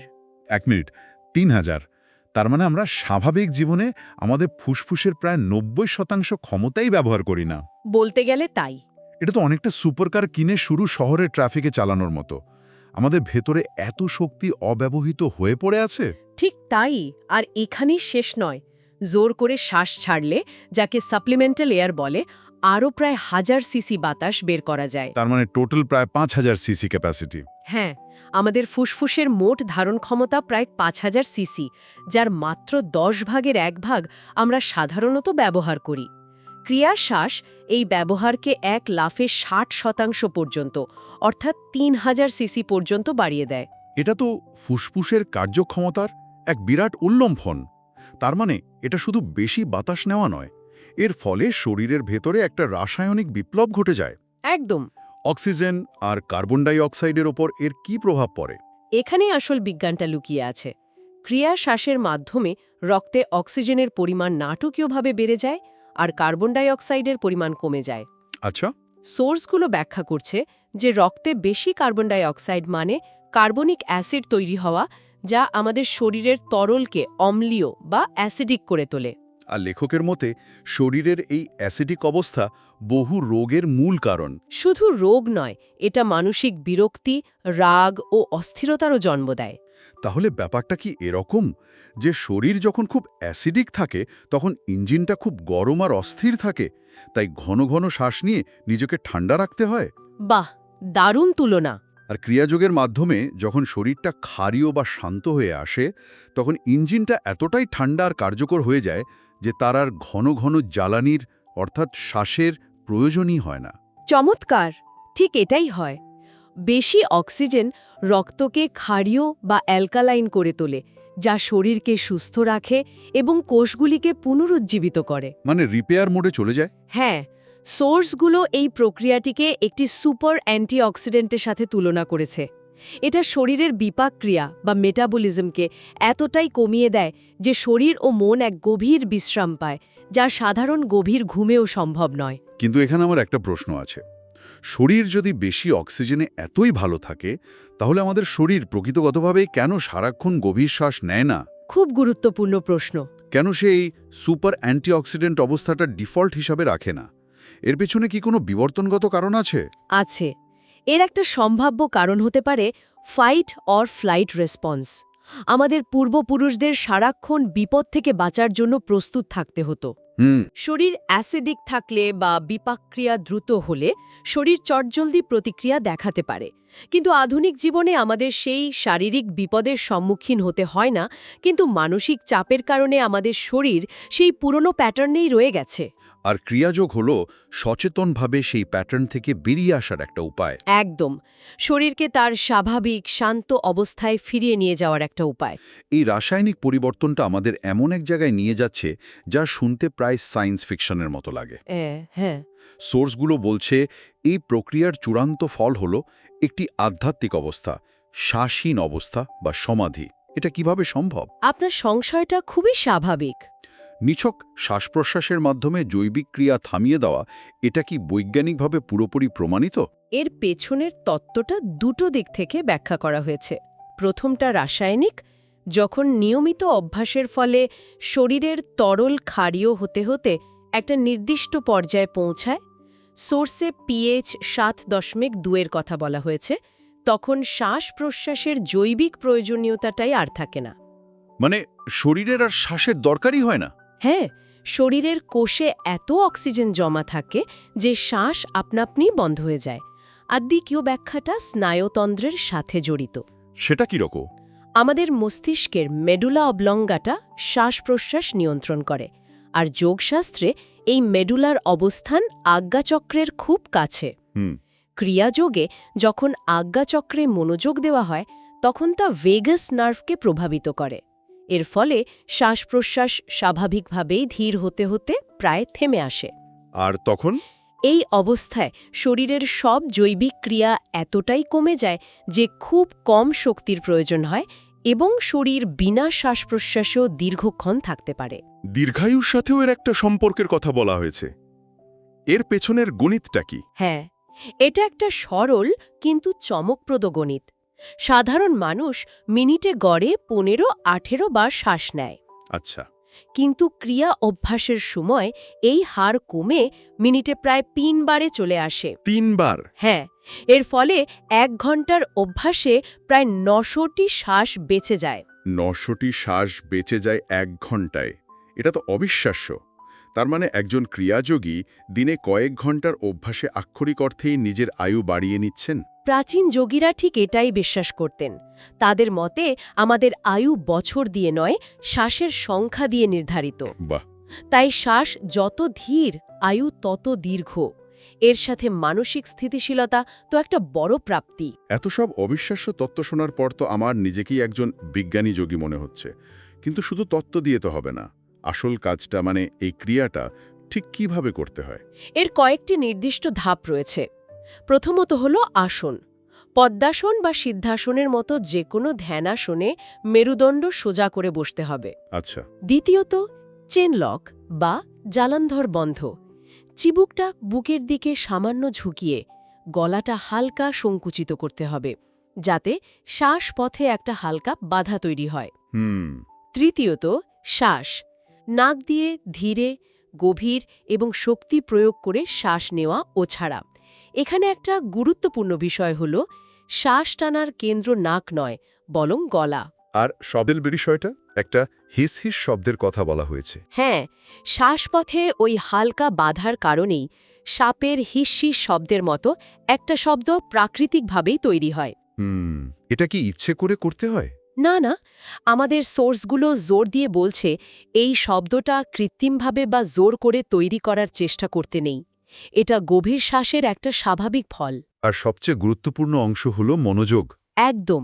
শ্বাস নেওয়ার সময় মনোযোগ মেরুদণ্ডের গোড়া বা মূলাধার চক্র থেকে ধীরে ধীরে ওপরের দিকে উঠবে, আর শ্বাস ছাড়ার সময় কপাল বা আজ্ঞাচক্র থেকে নিচে নামবে। মানে মেরুদণ্ডটা হলো রাস্তা, আর শ্বাস হলো সেই রাস্তার গাড়ি। খুব সুন্দর বলেছেন। মনকে শক্ত করে এই গাড়িতে বসিয়ে রাখতে হবে। সোর্সগুলোতে হঠযোগের 3টি বন্ধ বা লকের কথা উল্লেখ করা হয়েছে। ক্রিয়াযোগে এর ব্যবহার কিভাবে হয়? হঠযোগে তো এগুলো বেশ জোর করে অভ্যাস করা হয়। এখানেই ক্রিয়াযোগের বিশেষত্ব। এখানেই 3টি বন্ধ পরোক্ষভাবে এবং খুব মৃদুভাবে ব্যবহৃত হয়, যা একে অনেক বেশি নিরাপদ করে তোলে। ওহ। চিনলক বা জালানধার বন্ধ তো করাই হয়। আর যখন দীর্ঘ সময় ধরে শ্বাস ছাড়া হয়, তখন পেটের পেশি মানে উড্ডিয়ান এবং মলদ্বার মানে মূলবন্ধ আপনা আপনি সংকুচিত হয়ে যায়। তার মানে জোর করতে হয় না? একদমই না। হঠযোগের মতো জোর করে না করায় এটি একটি ধীর, স্থির এবং নিরাপদ প্রক্রিয়া।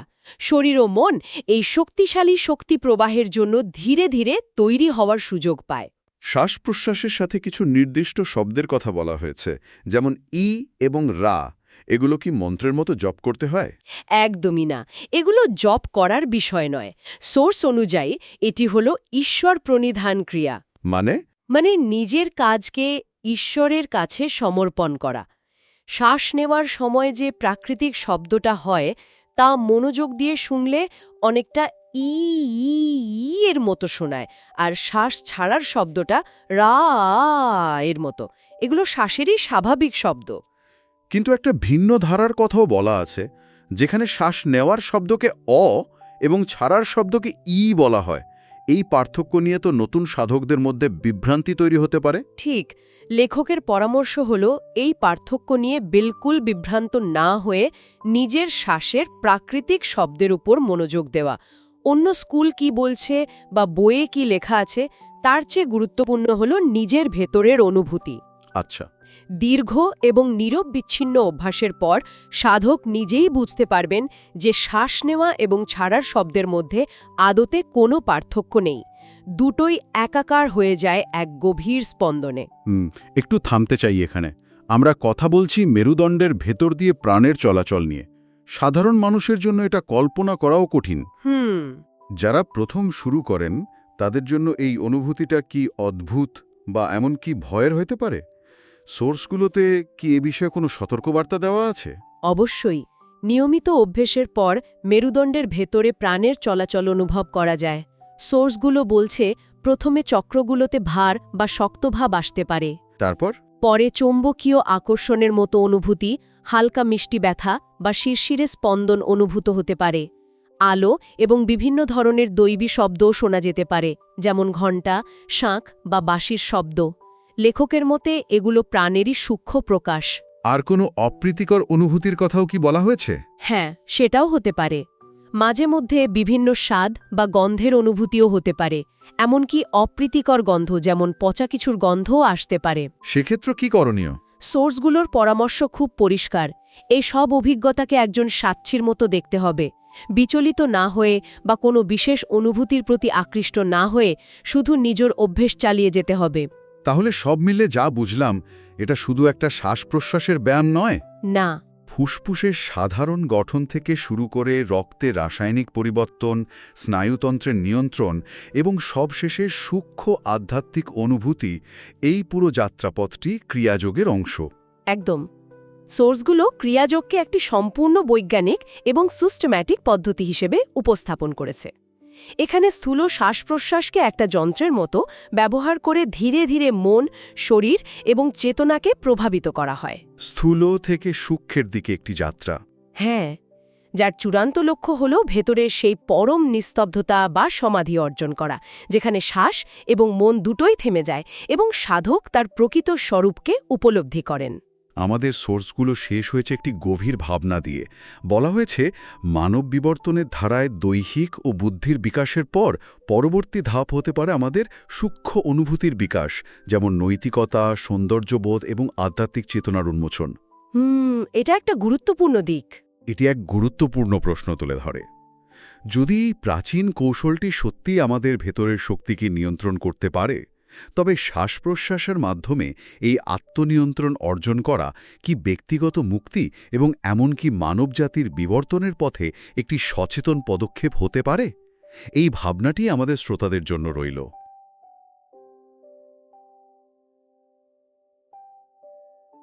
আজকে আমরা যে বিষয়টা নিয়ে কথা বলবো সেটা হলো ক্রিয়াযোগ, মানে যাকে বলা হচ্ছে প্রাণশক্তির বিজ্ঞান। আমাদের হাতে স্বামী নিত্যানন্দ গিরির লেখা Kriyayoga, the science of life force বইয়ের কিছু অংশ আছে, আর আমরা বোঝার চেষ্টা করব এই ক্রিয়া শ্বাস-প্রশ্বাসের পেছনের আধ্যাত্মিক বিজ্ঞানটা ঠিক কী, মানে কিভাবে এটা মানুষের বিবর্তনকে আরও দ্রুত করে তুলতে পারে। আর এই যে শ্বাসহীন অবস্থা বা পরববস্থার কথা বলা হয়, এগুলো ঠিক কী ধরনের অভিজ্ঞতা? আর আলোচনা শুরুর আগে একটা অদ্ভুত তথ্য দিই। হ্যাঁ, নিশ্চয়ই। উৎস অনুযায়ী গভীর ধ্যানের সময় সাধকরা অনেক সময় ধূপ বা ফুলের গন্ধ পান, কিন্তু কিছু ক্ষেত্রে পচা বা পোড়া লাশের দুর্গন্ধও পেতে পারেন।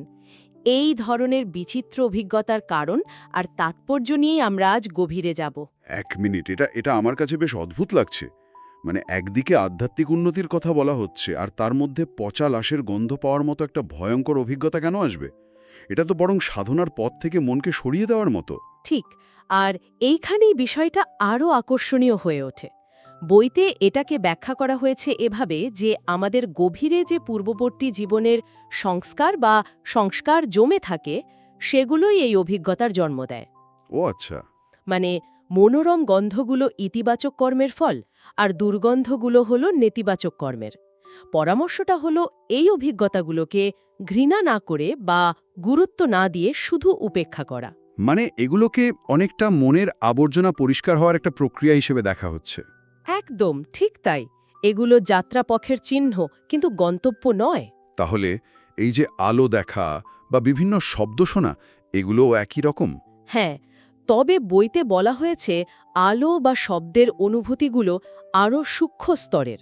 গন্ধ বা স্বাদের অভিজ্ঞতাগুলো তুলনামূলকভাবে স্থূল, আর মূল লক্ষ্য হল এই সমস্ত সংবেদনশীল অভিজ্ঞতার ঊর্ধ্বে ওঠা। বাহ, এখান থেকেই তো আসল রহস্যটা শুরু হচ্ছে। কারণ এই সংবেদনশীল স্তরটা পার করলেই আসছে মানব বিবর্তনকে দ্রুত করার এক অবিশ্বাস্য প্রক্রিয়া। বইতে দাবি করা হচ্ছে ক্রিয়া শ্বাস-প্রশ্বাস মানুষের বিবর্তনকে দ্রুততর করতে পারে। এটা কিভাবে সম্ভব? এর পেছনে দর্শনটা বুঝতে হলে আমাদের দুটো দৃষ্টিভঙ্গি দেখতে হবে, একটা বৈজ্ঞানিক আর একটা আধ্যাত্মিক। বিজ্ঞান অনুযায়ী আমরা জানি যে জড় পদার্থ থেকে প্রাণের উৎপত্তি হয়েছে। হ্যাঁ, তারপর সরল কোষ থেকে ধীরে ধীরে আজকের এই জটিল মানব কাঠামো। ঠিক, লক্ষ লক্ষ বছর ধরে এই বিকাশ ঘটেছে, আর এই বিবর্তন কিন্তু এখনও চলছে। বিজ্ঞান বলছে আমরা উন্নত বুদ্ধি অর্জন করেছি, কিন্তু উৎস প্রশ্ন তুলেছে, এর পরে কি? আমাদের বিবর্তনের পরের ধাপটা কি হবে? এখানেই আধ্যাত্মিক দৃষ্টিভঙ্গিটা আসছে। লেখকের মতে বিবর্তনের পরের ধাপটা আর বাহ্যিক নয়, বরং অভ্যন্তরীণ। এটা হলো নৈতিকতা, নান্দনিকতা বোধ, আর সবচেয়ে গুরুত্বপূর্ণ হল বিবেকবুদ্ধি বা ঠিক ভুলের বিচারবোধ। আচ্ছা, বোধকে ছাড়িয়ে একটা বিশ্বপ্রেম জাগিয়ে তোলে। কিন্তু আধ্যাত্মিক দৃষ্টিভঙ্গি তো বিবর্তনের শুরুটা অন্যভাবে দেখে, তাই না? ঠিক তাই, এখানে বলা হচ্ছে বিবর্তনের শুরু জড় থেকে নয়, চেতনা থেকে। মানে সেই অসীম শুদ্ধ চেতনা থেকেই সবকিছুর উৎপত্তি। আর আমাদের মন বা বুদ্ধি? আমাদের মন বা বুদ্ধি হল সেই অসীম চেতনারই এক ধরনের প্রতিবিম্ব, কিন্তু সেটা অনেকটা পুকুরের টলমল জলের মতো, মানে বিকৃত আর অস্পষ্ট। মনের এই চঞ্চলতাকে থামিয়ে দিলেই প্রতিবিম্বটা স্বচ্ছ হয়ে ওঠে। এই স্থির অবস্থাকেই কি সমাধি বলা হয়? হ্যাঁ, এই স্থির অবস্থায় হল সমাধি বা পরবাবস্থা। আর ক্রিয়ায়োগ হল সেই মনকে স্থির করার একটা বৈজ্ঞানিক পদ্ধতি। এই জায়গাটাতেই তো বিষয়টা একটা অন্য মাত্রা পাচ্ছে। কারণ বইয়ের সবচেয়ে বিস্ময়কর দাবিগুলোর একটা হলো একটিমাত্র ক্রিয়াশ্বাস নাকি প্রাকৃতিক বিবর্তনের 1 বছরের সমান হতে পারে। এটা তো প্রায় অবিশ্বাস্য শোনাচ্ছে। অবিশ্বাস্য তো বটে। এর পেছনে ধারণাটা হল মাইক্রোকজম আর ম্যাক্রোকজমের তত্ত্ব। মানে ব্রহ্মাণ্ডে যা আছে তার একটা ছোট সংস্করণ আমাদের দেহের মধ্যেই আছে। একদম। বইতে বলা হয়েছে আমাদের শিরদাঁড়া হল এই ক্ষুদ্র ব্রহ্মাণ্ডের অক্ষ বা মেরুদণ্ড। আর সূর্য যেমন 12টা রাশিচক্রের মধ্যে দিয়ে ঘুরে 1 বছর পূর্ণ করে, তেমনি আমাদের শরীরের মধ্যেই সেই 12টা রাশিচক্রের অবস্থান কল্পনা করা হয়েছে। 1 মিনিট, এই যে শিরদাঁড়ার মধ্যে রাশিচক্রের কথা বলা হচ্ছে, এটা কি আক্ষরিক অর্থে বোঝানো হয়েছে নাকি এটা একটা রূপক? কারণ বিজ্ঞানের দৃষ্টিতে তো এর কোনো ভিত্তি নেই। খুব ভালো প্রশ্ন। উৎস এটাকে আক্ষরিক এবং রূপক 2 অর্থেই ব্যবহার করেছে বলে মনে হয়। মানে শারীরিকভাবে হয়তো শিরদাঁড়ায় কোনো রাশিচক্র খুঁজে পাওয়া যাবে না, কিন্তু আধ্যাত্মিক বিজ্ঞানের দিক থেকে এটা চেতনার একটা মানচিত্র। আচ্ছা, একটি ক্রিয়ার শ্বাসের সময় যখন মনোযোগকে মেরুদণ্ডের একেবারে নিচ থেকে, মানে মূলাধার চক্র থেকে ভ্রূমধ্যে আজ্ঞাচক্র পর্যন্ত ওপরে তোলা হয় আর তারপর আবার নিচে নামানো হয়, তখন চেতনা যেন এই অভ্যন্তরীণ রাশিচক্র একবার পরিক্রমা করে, মানে 360 ডিগ্রি পথ। বেশ, এই অভ্যন্তরীণ পরিক্রমার ধারণাটা বোঝা গেল, কিন্তু এর সাথে 1 বছরের বিবর্তনের সম্পর্কটা কিভাবে তৈরি হচ্ছে? বইতে এর কয়েকটা স্তরের কথা বলা হয়েছে। এটা নির্ভর করে সাধকের মনোযোগের গভীরতার উপর। একেবারে প্রাথমিক স্তরে যদি মনোযোগ সম্পূর্ণ থাকে, তাহলে একটা ক্রিয়াশ্বাস 1 দিনরাত্রির বিবর্তনের সমান অগ্রগতি এনে দেয়। মানে 1 ঘন্টায় 180টা শ্বাস নিলে 180 দিনের সমান অগ্রগতি। হ্যাঁ, সেই রকমই। আর এর চেয়ে উন্নত স্তরগুলোতে? পরবর্তী স্তরে মনকে চাঁদের সাথে তুলনা করা হয়েছে। যখন মন মানে চাঁদ, শ্বাসের মানে সূর্যের সাথে সম্পূর্ণ একাত্ম হয়ে যায়, তখন একটা শ্বাস 1 চন্দ্রমাসের সমান বিবর্তন ঘটায়। আর চূড়ান্ত স্তরে যখন মন শ্বাসের সাথে পুরোপুরি বিলীন হয়ে যায়, মানে আমি শ্বাস নিচ্ছি এই বোধটাও থাকে না, তখন একটা মাত্র শ্বাস 1 বছরের সমান বিবর্তন সম্ভব করে তোলে। কিন্তু আমাদের মন তো সারাক্ষণই কিছু না কিছু ভাবছে, তাহলে তো এমনিতেই আমাদের বিবর্তন দ্রুত হওয়ার কথা ছিল। এখানেই তো মূল পার্থক্য। বইতে একটা চমৎকার উদাহরণ দেয়া হয়েছে। একজন পাগলের চিন্তাও কিন্তু অনবরত চলতে থাকে, কিন্তু তাতে কোনো অগ্রগতি হয় না। কেন? কারণ তার চিন্তার কোনো নির্দিষ্ট দিক বা লক্ষ্য নেই, ছন্নছাড়া মেঘের মতো ভেসে বেড়ানো। অন্যদিকে পৃথিবী একটা নির্দিষ্ট পথে নির্দিষ্ট গতিতে ঘুরছে বলেই কিন্তু দিন রাত্রি বা ঋতু পরিবর্তন হয়। ও আচ্ছা, বুঝেছি। ক্রিয়াযোগ মনের এই বিক্ষিপ্ত শক্তিকে একটা নির্দিষ্ট পথে চালিত করছে। ঠিক, শক্তিটা কেন্দ্রাতিক হয়ে ওঠে এবং বিবর্তনকে দ্রুত করে। তাহলে যদি একটা শ্বাস আমাদের বিবর্তনকে এতটা এগিয়ে দিতে পারে, তার মানে আমাদের ভেতরে নিশ্চয়ই এমন কোনো প্রচণ্ড শক্তি থাকতে হবে যা এই কাজটা করতে পারে। হ্যাঁ, অবশ্যই। এই বিষয়ের ওপর জোর দিয়ে বলা হয়েছে যে আমাদের শরীরের মধ্যেই এক বিশাল সুপ্ত প্রাণশক্তি রয়েছে। একে বলা হয়েছে শেষ নাগ, অনন্ত, মানে সৃষ্টির পর যে অসীম শক্তি অবশিষ্ট থাকে সেটাই। এটা কি কুণ্ডলিনী শক্তি? একদম। আমাদের শরীরে এই অব্যবহৃত শক্তি হল কুণ্ডলিনী শক্তি। কুণ্ডলিনী শব্দটা আমরা অনেকেই শুনেছি।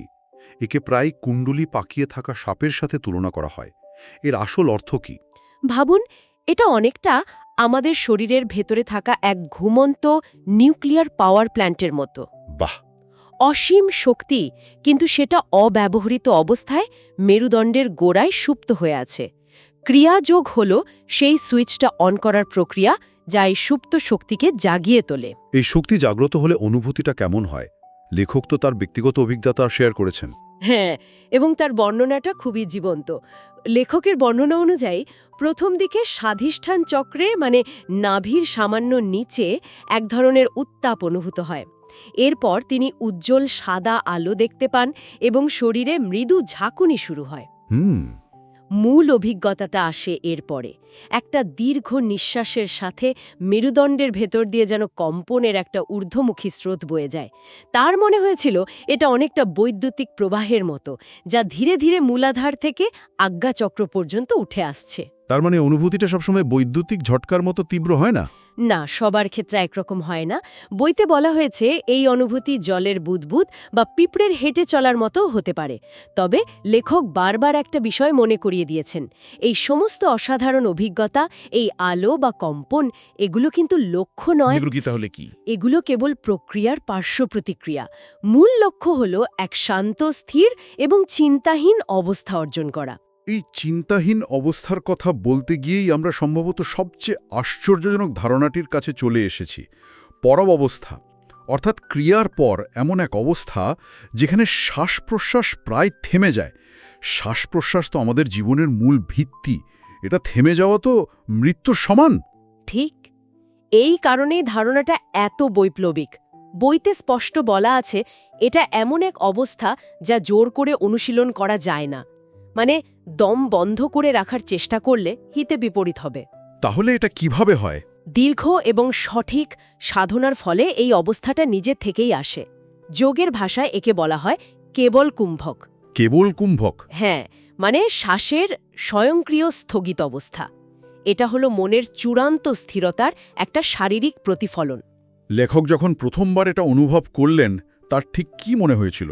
লেখকের প্রথম অভিজ্ঞতাটা বেশ নাটকীয়।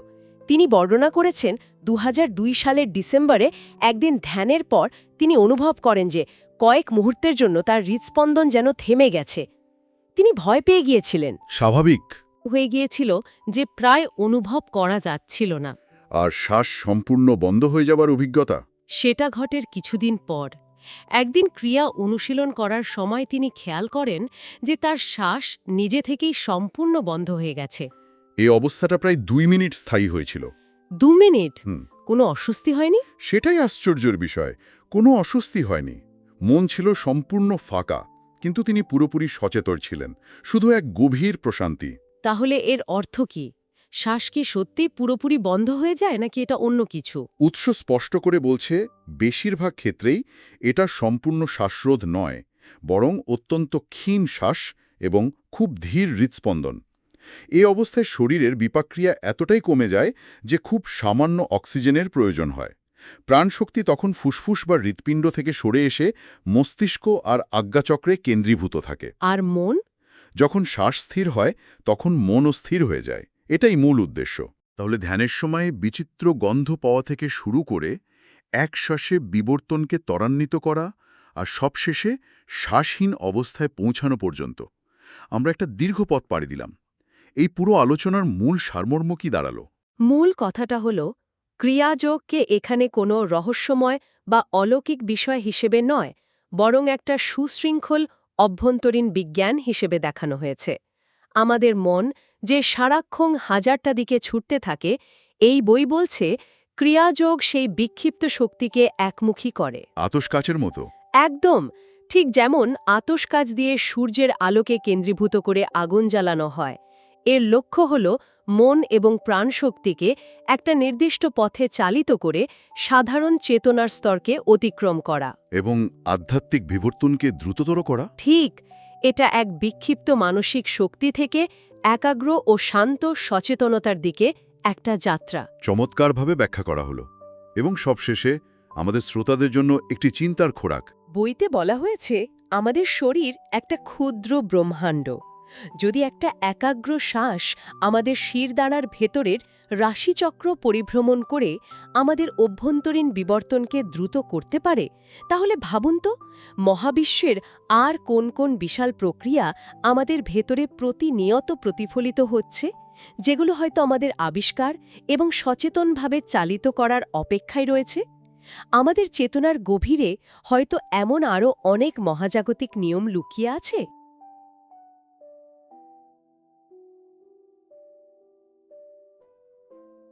দ্য ডিপ ডাইভে স্বাগত।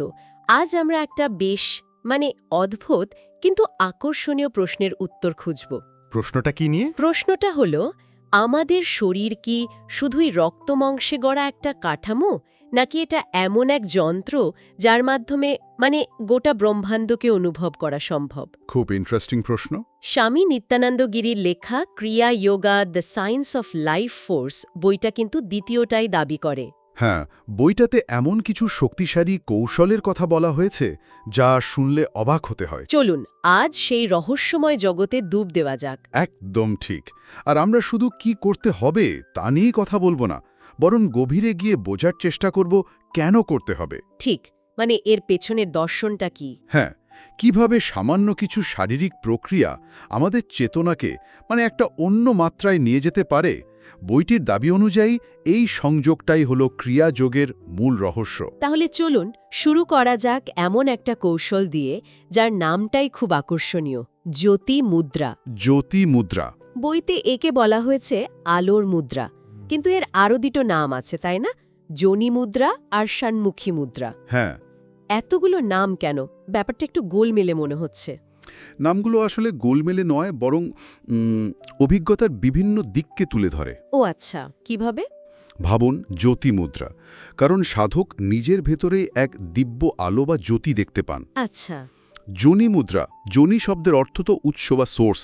হ্যাঁ। এই সাধনার মাধ্যমে সাধক অনুভব করেন যে তার নিজের শরীরটাই যেন সমগ্র সৃষ্টির উৎস, একটা ছোট ব্রহ্মাণ্ড বা মাইক্রোকজম। বাহ। আর ষণ্মুখী মুদ্রা নামটা এসছে এর শারীরিক প্রক্রিয়া থেকে। ষট মানে 6, মুখ মানে দ্বার। আমরা কান, চোখ, নাক আর মুখ, এই 6টি ইন্দ্রিয়ের দ্বার বন্ধ করে ফেলি।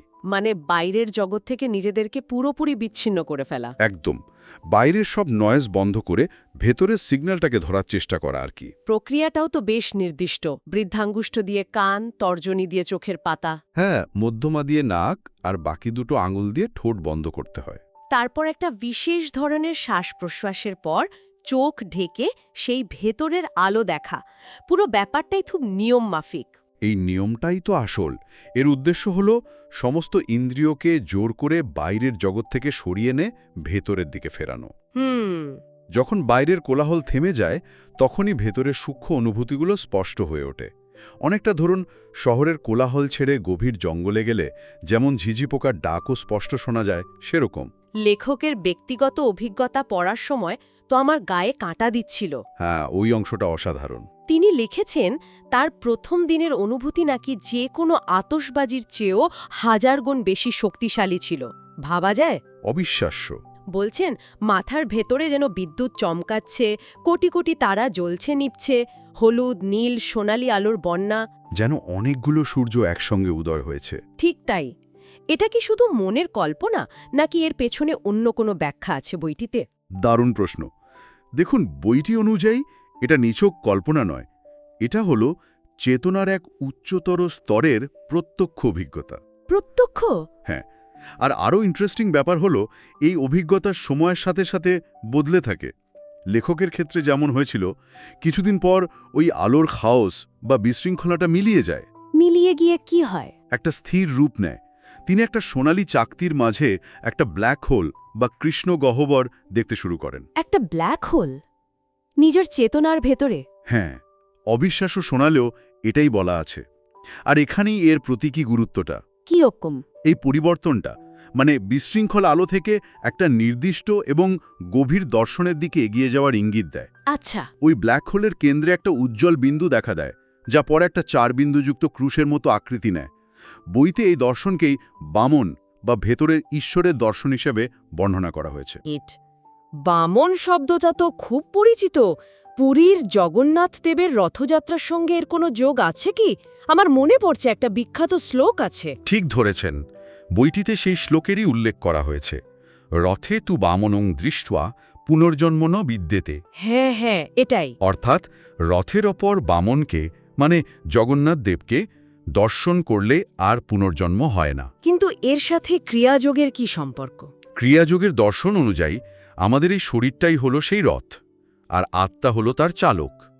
জ্যোতিমুদ্রার মাধ্যমে সাধক নিজের শরীর রথের মধ্যেই সেই পরম সত্তা বা বামনকে দর্শন করেন। বাহ, তার মানে বাইরের তীর্থযাত্রা আসলে ভেতরেরই এক যাত্রার প্রতিচ্ছবি। এই সংযোগটা তো অসাধারণ। শুধু তাই নয়, বইতে জগন্নাথ দেবের চোখের সঙ্গে ওই দর্শনের একটা তুলনাও করা হয়েছে। তাই নাকি? হ্যাঁ, ওই যে কালো বৃত্ত, তার চারপাশে সাদা বলয় আর তার বাইরে লাল বলয়, এটা নাকি সাধকের দেখা সেই আলোরই প্রতীক। তার মানে জ্যোতিমুদ্রা শুধু আলো দেখার কৌশল নয়? না, এটা নিজের ভেতরেই ব্রহ্মাণ্ড আর তার ঈশ্বরকে খুঁজে পাওয়ার একটা সম্পূর্ণ দর্শন। তাহলে জ্যোতিমুদ্রায় আমরা চোখ বন্ধ করে ভেতরের আলোর জগৎ দেখলাম। কিন্তু প্রশ্ন হলো, সেই অভিজ্ঞতাকে কি দৈনন্দিন জীবনে, মানে চোখ খোলা রেখেই ধরে রাখা সম্ভব?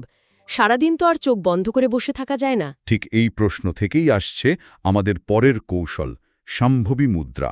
সম্ভবী মুদ্রা? হ্যাঁ, ক্রিয়াযোগের সাধনাকে প্র্যাকটিক্যাল জীবনে নিয়ে আসার জন্যই এই ব্যবস্থা। একে বলা যেতে পারে খোলা চোখে ধ্যান। খোলা চোখে ধ্যান?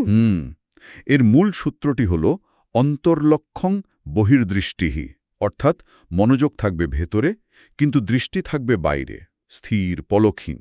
কিন্তু খোলা চোখে ধ্যান করাটা কি আরও অনেক বেশি কঠিন নয়? আমাদের মনোযোগ তো চারপাশের 1000টা জিনিস দেখে সহজেই সরে যেতে পারে। এটা কিভাবে কাজ করে? এটাই তো আসল চ্যালেঞ্জ এবং সাধনা। এর লক্ষ্য হল পারিপার্শ্বিক জগতের মধ্যে থেকেও নিজের ভেতরের স্থিরতাকে ধরে রাখা। অনেকটা ঝড়ের কেন্দ্রে শান্ত থাকার মতো। একদম।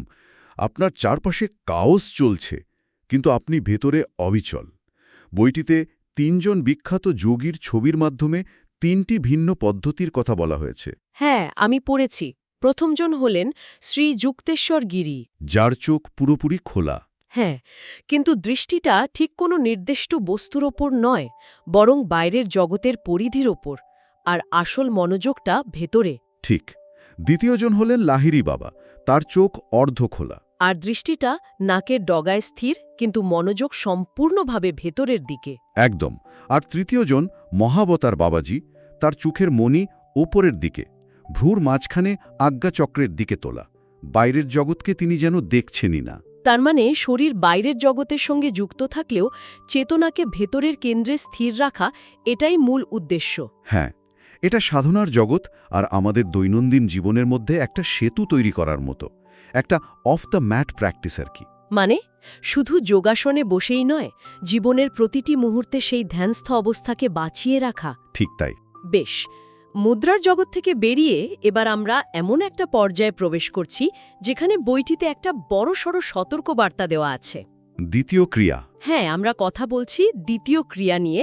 লেখক বলেছেন যোগ্য গুরু ছাড়া এবং প্রথম ক্রিয়া ও খেচুরি মুদ্রায় দক্ষ না হয়ে এটা শুরু করা মানে স্মর্তনীয় বিপজ্জনক হতে পারে। একই ক্রিয়াযোগের আত্মা বলা হয়েছে।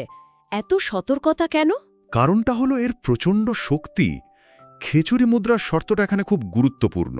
খেচুরি মুদ্রা মানে তো জিভকে উল্টে তালুর ভেতরের অংশে লাগানো। হ্যাঁ, যোগশাস্ত্রে মনে করা হয় এই মুদ্রা শক্তির অপচয় রোধ করে এবং প্রাণশক্তিকে ঊর্ধ্বমুখী করে। ও আচ্ছা। দ্বিতীয় ক্রিয়ার মতো শক্তিশালী কৌশল অনুশীলনের আগে শরীরকে সেই প্রচণ্ড শক্তি ধারণ করার জন্য প্রস্তুত করে তোলাই এর লক্ষ্য। প্রস্তুতি ছাড়া মানে হাই ভোল্টেজ বিদ্যুতের তারে হাত দেওয়ার মতো বিপজ্জনক হতে পারে। বোঝা গেল। দ্বিতীয় ক্রিয়ার যে মূল শ্বাস-প্রশ্বাসের কৌশল, তার নামটাও বেশ অদ্ভুত, ঠোকর ক্রিয়া। ঠোকর মানে তো আঘাত করা। হ্যাঁ, শ্বাসের মাধ্যমে আঘাত করা ব্যাপারটা কি? ঠোকর বা আঘাত শব্দটা এখানে আক্ষরিক অর্থেই ব্যবহৃত হয়েছে। এটা এমন এক শক্তিশালী কৌশল যা আমাদের সূক্ষ্ম শরীরের শক্তিকেন্দ্র বা চক্রগুলোকে বলপূর্বক জাগ্রত করার জন্য তৈরি। এর সাথে তো একটা মন্ত্রও ব্যবহার হয়। হ্যাঁ, 12 অক্ষরের বাসুদেব মন্ত্র, ওম নমো ভগবতে বাসুদেবায়। এর পদ্ধতিটা শুনে আমার মাথা ঘুরে গিয়েছিল। বেশ জটিল। শ্বাস নেবার সময় মন্ত্রের প্রথম 6টা অক্ষর দিয়ে, মানে মূলাধার চক্র থেকে শুরু করে আজ্ঞা চক্র পর্যন্ত এক একটা করে চক্রে আঘাত করতে করতে উপরে ওঠা। তারপর শ্বাস ধরে রেখে মাথা ঘোরানো। হ্যাঁ, এরপর শ্বাস ছাড়ার সময় বাকি 6টা অক্ষর দিয়ে আজ্ঞা চক্র থেকে আবার মূলাধারের পর্যন্ত নামা। এটা শুনে শুনে কল্পনাও কঠিন। এটাকে সহজভাবে বোঝার কোনো উপায় আছে? চমৎকার প্রশ্ন। চলুন একটা উপমা দিয়ে ভাবি। হ্যাঁ, বলুন। ধরুন আমাদের মেরুদণ্ড বরাবর 6টা তলাওয়ালা একটা বাড়ি আছে, আর প্রতিটি তলায় এক একটা চক্র। আচ্ছা। ঠোকর ক্রিয়া হলো সেই বাড়ির লিফট। শ্বাস নেওয়ার সময় আপনি মন্ত্রের এক একটা অক্ষরকে সুইচ হিসেবে টিপে একতলা একতলা করে উপরে উঠছেন। আর ঠোকর? আর প্রতিটা ফ্লোরে পৌঁছানোর সময় লিফটটা যেমন হালকা ঝাঁকুনি বা ঠোকর দেয়, ঠিক তেমনি প্রাণশক্তির সেই চক্রে একটা মৃদু স্পন্দন তৈরি করে, তাকে জাগিয়ে তোলে। নামার সময়ও ঠিক একই প্রক্রিয়া। বাহ, এই উপমাটা বুঝতে খুব সাহায্য করল। বইটার দাবি এই কৌশলের মাত্র একটা শ্বাস নাকি প্রথম ক্রিয়ার 6টা শ্বাসের সমান শক্তিশালী। হ্যাঁ, এতটাই শক্তিশালী। লেখকের নিজের অভিজ্ঞতাও তো খুব নাটকীয়। তিনি লিখেছেন উচ্চতর কৌশলের জন্য তিনি আকুল হয়ে কাঁদছিলেন এবং তারপর অপ্রত্যাশিতভাবে এই শিক্ষা পান। হ্যাঁ, এবং তার অভিজ্ঞতা এই কৌশলের প্রভাবকে খুব স্পষ্টভাবে তুলে ধরে। তিনি লিখেছেন, প্রথমবার অনুশীলনের পরেই তিনি অনুভব করেন যে তার শরীরের 6টি চক্র একসঙ্গে কাঁপছে বা স্পন্দিত হচ্ছে। ভাবা যায়। এটা তার সাধনাকে এক ধাক্কায় একটা নতুন স্তরে পৌঁছে দেয়।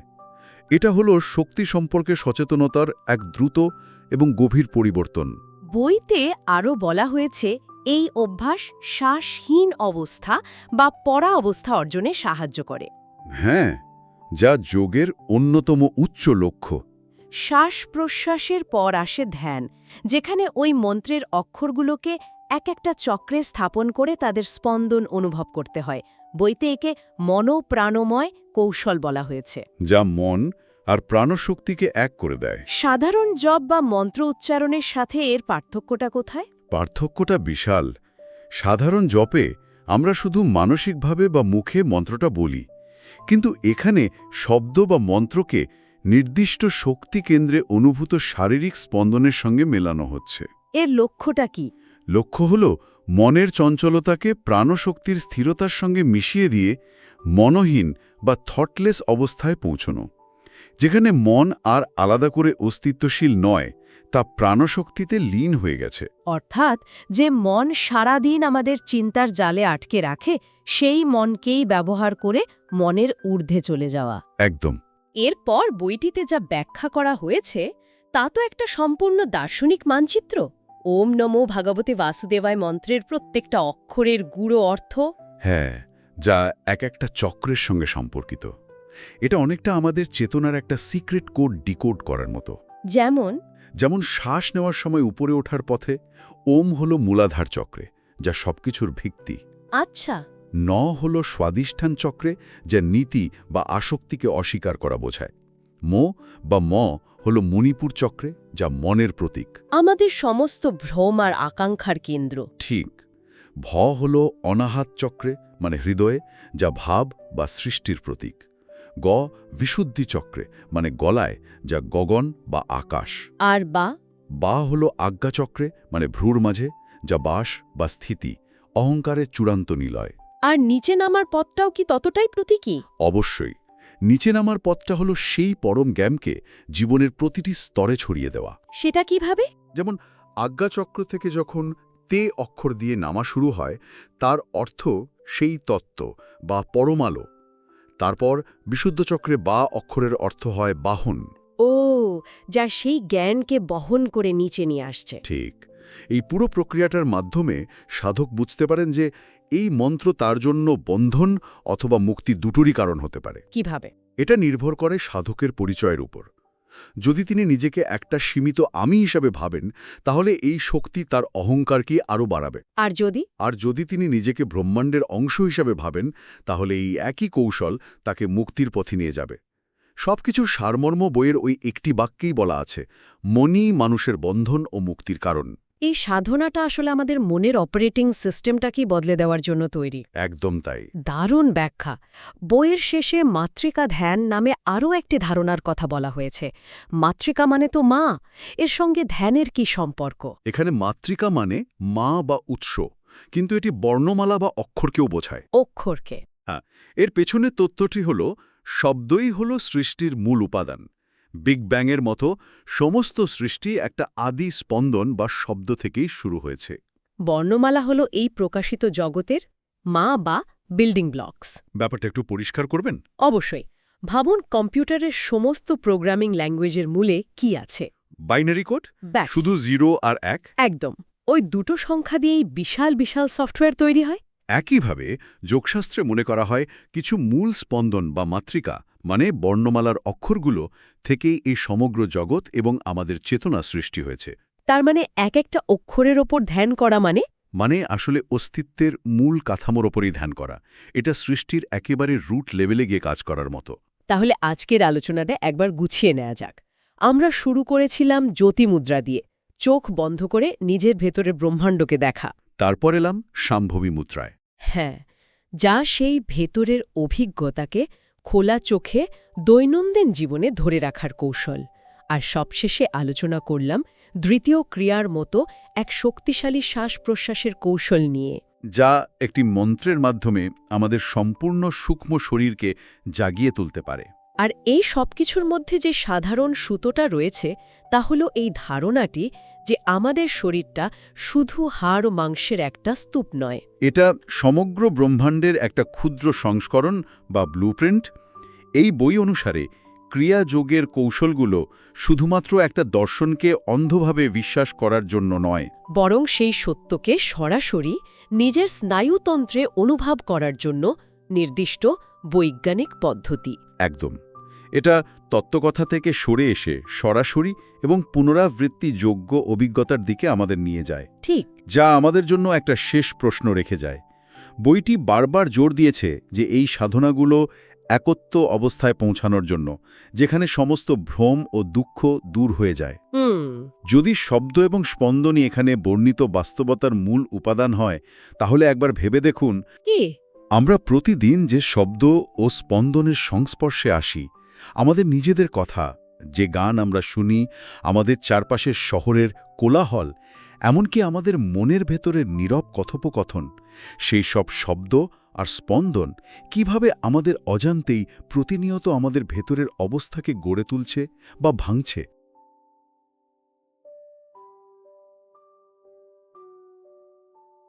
আজকের আলোচনার বিষয় ক্রিয়া যোগ, কিন্তু আমরা সোজাসুজি আসনের কথায় যাব না, বরং এর পেছনের এক গভীর দর্শন নিয়ে কথা বলবো। আমরা তো শব্দকে কেবল যোগাযোগের মাধ্যমে হিসেবেই দেখি, তাই না? কিন্তু কি হবে যদি বলি এই শব্দ বা আমাদের বর্ণমালাই হল খোদ সৃষ্টির উৎস আর আধ্যাত্মিক যাত্রার মূল চাবিকাঠি? ঠিক এখান থেকেই আজকের আলোচনাটা শুরু হচ্ছে। আমাদের হাতে রয়েছে স্বামী নিত্যানন্দ গিরির লেখা ক্রিয়া যোগ the science of life force বইয়ের কিছু অংশ। আর এই উৎসটি বলছে যে শব্দ দিয়ে আমাদের জগৎ তৈরি, যে শব্দ আমাদের মনকে হাজারো ভাবনায় বেঁধে ফেলে, সেই শব্দের মূল উৎসে ফিরে যাওয়ার মধ্যেই লুকিয়ে আছে মুক্তির পথ। এটা অনেকটা ধরুন যে বিষে জর্জরিত সেই বিষ দিয়েই অমৃত তৈরির মতো। খোলা যাক, আমাদের আজকের লক্ষ্য হলো এই দর্শনটাকে বোঝা এবং ক্রিয়াযোগ সাধনায় ঠিক কিভাবে এই জ্ঞানকে কাজে লাগানো হয় সেই যাত্রাপথটা খুঁজে বের করা। আচ্ছা, বাইবেলের একটা খুব বিখ্যাত উক্তি আছে, in the beginning was the word, মানে আদিতে শব্দ ছিল। পরে তো এও বলা হয়েছে the word was with God and the word was God, অর্থাৎ শব্দ ঈশ্বর। ক্রিয়াযোগের দর্শন কি এই ধারণার সঙ্গে মেলে? হুবহু মেলে। আর এখানেই মাতৃকা ধারণাটি চলে আসে, যা আমার মতে এই আলোচনার সবচেয়ে আকর্ষণীয় অংশ। সংস্কৃতে মাতৃ মানে তো মা, আর মাতৃকা মানে যা কিছু মা থেকে আসে, এক্ষেত্রে আমাদের বর্ণমালা। এই দর্শন অনুযায়ী বর্ণমালাই হলো সকল সৃষ্টির জননী। ভাবা যায় সমস্ত বিশ্বব্রহ্মাণ্ডের ব্লুপ্রিন্ট নাকি লুকিয়ে আছে আমাদের বর্ণমালার মধ্যেই। দাঁড়ান দাঁড়ান, তার মানে অ, আ, ক, খ এগুলো শুধু অক্ষর নয়, এগুলোই সৃষ্টির মূল উপাদান।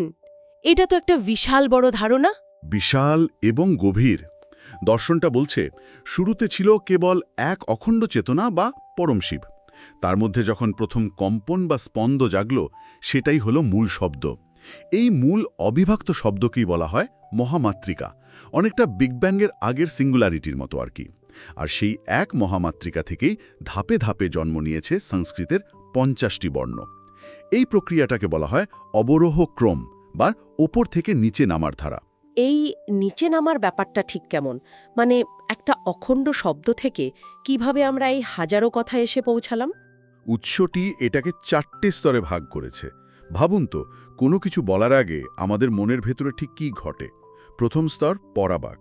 এটা হলো সেই পরম অবস্থা, একটা বিশুদ্ধ চেতনা যেখানে কোনো শব্দ তৈরিই হয়নি, শুধু একটা অভিপ্রায় আছে। দ্বিতীয় স্তর পশ্যান্তিবাক, মানে যা দেখা যায়। এটা হলো যখন সেই ধারণাটা প্রথমবার আপনার মনে একটা ছবি বা অনুভূতির মতো ভেসে উঠল, কিন্তু কোনো ভাষা পায়নি। তৃতীয় স্তর মধ্যমাবাক, যেখানে আপনি মনে মনে শব্দ বা বাক্য গঠন করছেন। এখানে শব্দ, তার অর্থ আর জ্ঞান তিনটেই আলাদা। আর সবশেষে আসে বৈখরি বাণী, অর্থাৎ মুখ দিয়ে বলার শব্দ, যা আমরা শুনছি। বাহ! তার মানে আমরা কথা বলার সময় যে শব্দ ব্যবহার করি তা আসলে একটা দীর্ঘ প্রক্রিয়ার শেষ ধাপ মাত্র। এটা তো আমাদের দৈনন্দিন যোগাযোগকে সম্পূর্ণ ভিন্ন চোখে দেখতে শেখায়। তাহলে আধ্যাত্মিক সাধনার লক্ষ্য কি এই পথটা উল্টো দিকে পার করা? একদম। সাধনার লক্ষ্য হল আরোহ ক্রম অনুসরণ করা, অর্থাৎ এই উচ্চারিত বৈখরি বাণী থেকে শুরু করে মধ্যমা পশ্যান্তি হয়ে আবার সেই অখণ্ড পরাবাকে ফিরে যাওয়া, যেখানে শব্দ, অর্থ আর জ্ঞানের কোনো বিভেদ নেই, সব এক। স্বরবর্ণ আর ব্যঞ্জনবর্ণ হিসেবেই জেনে এসছে। এর পেছনেও কি কোনো আধ্যাত্মিক তাৎপর্য আছে, নাকি এটা শুধুই ভাষার ব্যাকরণ? একেবারেই শুধু ব্যাকরণ নয়। ক্রিয়াযোগের দর্শনে এটা হলো শিব আর শক্তির খেলা। স্বরবর্ণ বা স্বরা হলো শক্তি বা প্রাণশক্তি। এদের ছাড়া ব্যঞ্জনবর্ণ উচ্চারণ করা যায় না। মজার ব্যাপার হলো শ্বাসের আরেক নামও কিন্তু স্বর। তাই স্বরবর্ণগুলোই হলো প্রাণ, যা ব্যঞ্জনবর্ণকে জীবন্ত করে তোলে। আর ব্যঞ্জনবর্ণগুলো তাহলে শিব? ঠিক তাই। ব্যঞ্জনবর্ণ বা ব্যঞ্জনা হলো শিবের প্রতীক। শক্তি ছাড়া শিব যেমন শব বা মৃতদেহ, তেমনি স্বরবর্ণ ছাড়া ব্যঞ্জনবর্ণ নিষ্প্রাণ। যেমন ধরুন, আমরা যখন ক উচ্চারণ করি তখন আসলে এর সাথে একটা অস্বরবর্ণ যুক্ত থাকে। অ ছাড়া শুধু ক, এই হসন্ত রূপটা উচ্চারণ করা প্রায় অসম্ভব। আমি একবার চেষ্টা করেছিলাম, এটা সত্যি হয় না। তখনই এই শিব শক্তির রূপকটার গভীরতা বোঝা যায়। এটা তো অসাধারণ এক সংযোগ। শ্রীমদ্ ভগবদ্গীতায় ভগবান বাসুদেব বলছেন, অক্ষরের মধ্যে আমি অকার। তার মানে অ শুধু প্রথম বর্ণই নয়, এটি কি এক ভগায় সমস্ত ধ্বনির মধ্যে থাকা সেই আদি প্রাণশক্তি বা চেতনা, যা ছাড়া অন্য কোনো কিছুরই অস্তিত্ব নেই, ঠিক যেমন শক্তি ছাড়া শিব। আপনি একেবারে মূল জায়গাটা ধরেছেন। অ হল সেই আনস্ট্রাক্ট সাউন্ড বা অনাহতা ধ্বনি, যা অন্য সব ধ্বনির ভেতরেই উপস্থিত থাকে। তাই অকার থেকেই বাকি সব বর্ণের সৃষ্টি বলে মনে করা হয়। আমাদের সাধারণ জীবনে শব্দ আর তার অর্থ আলাদা থাকে, যা মনে বিভেদ আর চিন্তার জন্ম দেয়। সাধনার লক্ষ্য হল এই বিভাজন থেকে বেরিয়ে এমন এক অবস্থায় পৌঁছানো যেখানে ধ্বনি, অর্থ আর জ্ঞান মিলেমিশে এক হয়ে যায়। আর এই পথটারই একটা গুরুত্বপূর্ণ কৌশল হল মাতৃকা ধ্যান। তাহলে এই গভীর দর্শনকে বাস্তবে প্রয়োগ করার উপায় কি? উৎসতিতে মাতৃকার ন্যাস নামে একটা পদ্ধতির কথা বলা হয়েছে। এই ন্যাস শব্দটার মানে কি? ন্যাস শব্দের সহজ অর্থ হল স্থাপন করা। মাতৃকার ন্যাস মানে হল দেহের বিভিন্ন অংশে এই মাতৃকা বা বর্ণগুলোকে মানসিকভাবে স্থাপন করা। এর উদ্দেশ্য হল সাধককে এই গভীর অনুভূতি দেওয়া যে তার শরীরটা শুধু রক্ত মাংসে গড়া একটা জড় বস্তু নয়, বরং এটা বর্ণরূপী শক্তিরই এক ঘনীভূত প্রকাশ। এই অভ্যাসটা মূলত দুই ধরনের। আচ্ছা, অন্তর্মাতৃকা আর বহির্মাতৃকা, তাই তো? ভেতরের আর বাইরের সাধনা। ভেতরেরটা দিয়ে শুরু করা যাক। হ্যাঁ, প্রথমটি হল অন্তর্মাতৃকা ধ্যান। এখানে সাধক তার শরীরের বিভিন্ন শক্তিচক্র বা পদ্মের পাপড়িতে 50টি বর্ণকে মানসিকভাবে স্থাপন করেন। এটা অনেকটা নিজের শরীরের এনার্জি ম্যাপের ওপর বর্ণের কোডিং করার মতো। এর মাধ্যমে চক্রগুলোতে জমে থাকা পুরনো সংস্কার বা কর্মফল থেকে মুক্ত হওয়ার চেষ্টা করা হয়। এই যে বিভিন্ন চক্রে বিভিন্ন বর্ণ স্থাপনের কথা বলা হলো, এর পেছনে কি কোনো নির্দিষ্ট যুক্তি আছে?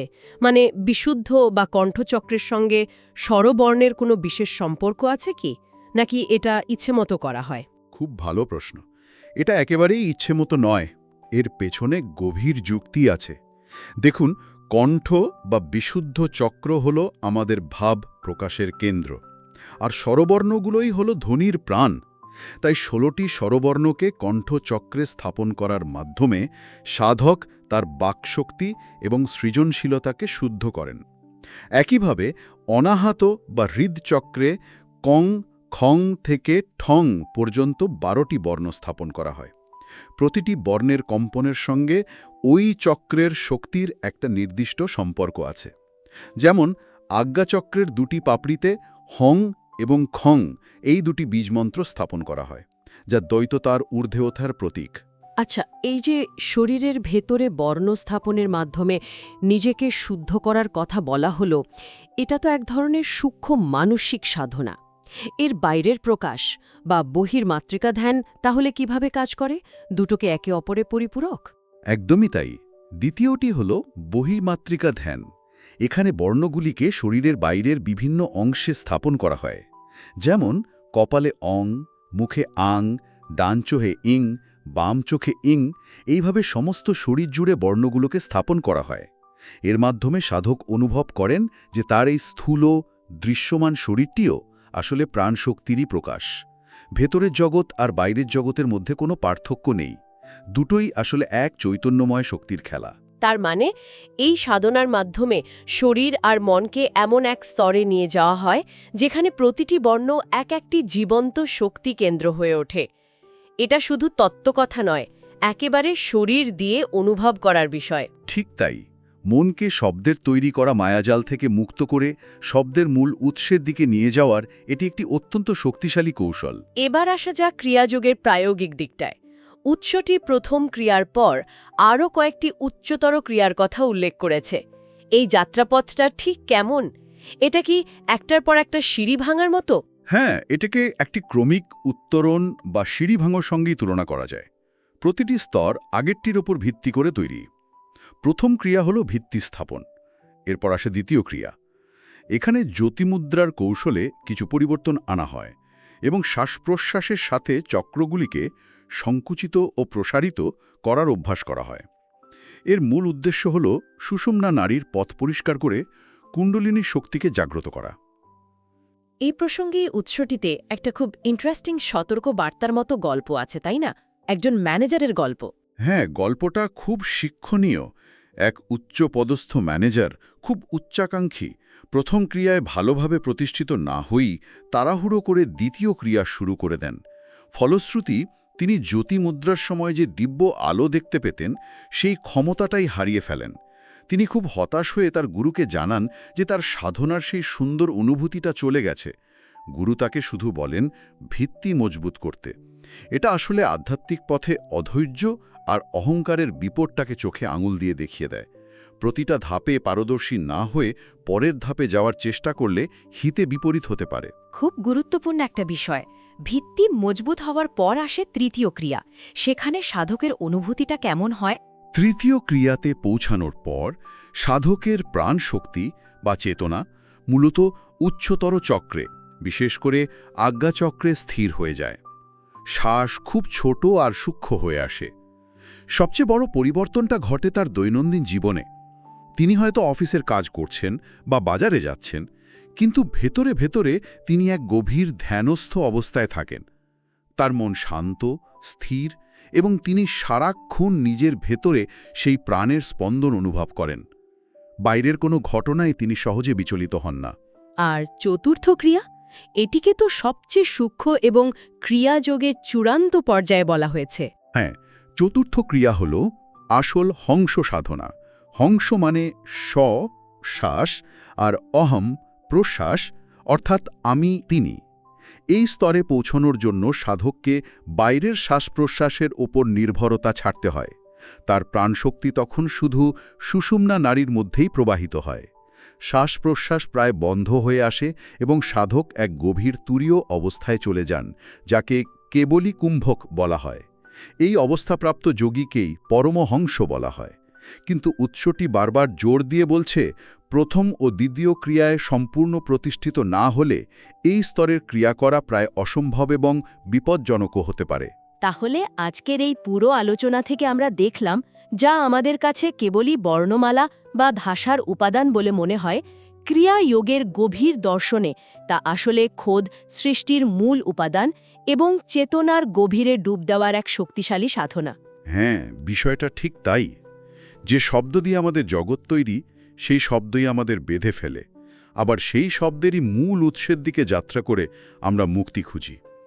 বর্ণমালার প্রতিটি অক্ষর আমাদের জন্য শিকলও হতে পারে, আবার মুক্তির চাবিকাঠিও হতে পারে। পছন্দটা সাধকের। উৎসটির শেষে একটি অত্যন্ত গুরুত্বপূর্ণ আধুনিক দ্বিধার কথা উঠে এসেছে। একদিকে গুরু শিষ্য পরম্পরায় এসব গোপন কৌশলের গোপনীয়তা রক্ষার কথা বলা হয়েছে, যাতে এর অপব্যবহার না হয়। আবার অন্যদিকে আজকের এই ইন্টারনেটের যুগে বহু স্বঘোষিত গুরুদের দ্বারা এর বিকৃতি আটকানোর জন্য খোলাখুলি এবং সঠিক আলোচনার প্রয়োজনীয়তার কথাও লেখক তুলে ধরেছেন। এটা একটা গভীর প্রশ্ন আমাদের সামনে রেখে যায়, আধ্যাত্মিক জ্ঞানের এই অন্বেষণে ঐতিহ্যের গোপনীয়তা এবং তথ্যের স্বচ্ছতার মধ্যে সঠিক ভারসাম্যটা ঠিক কোথায় থাকা উচিত? এই প্রশ্নটি আজ আমরা আমাদের শ্রোতাদের জন্য রেখে গেলাম।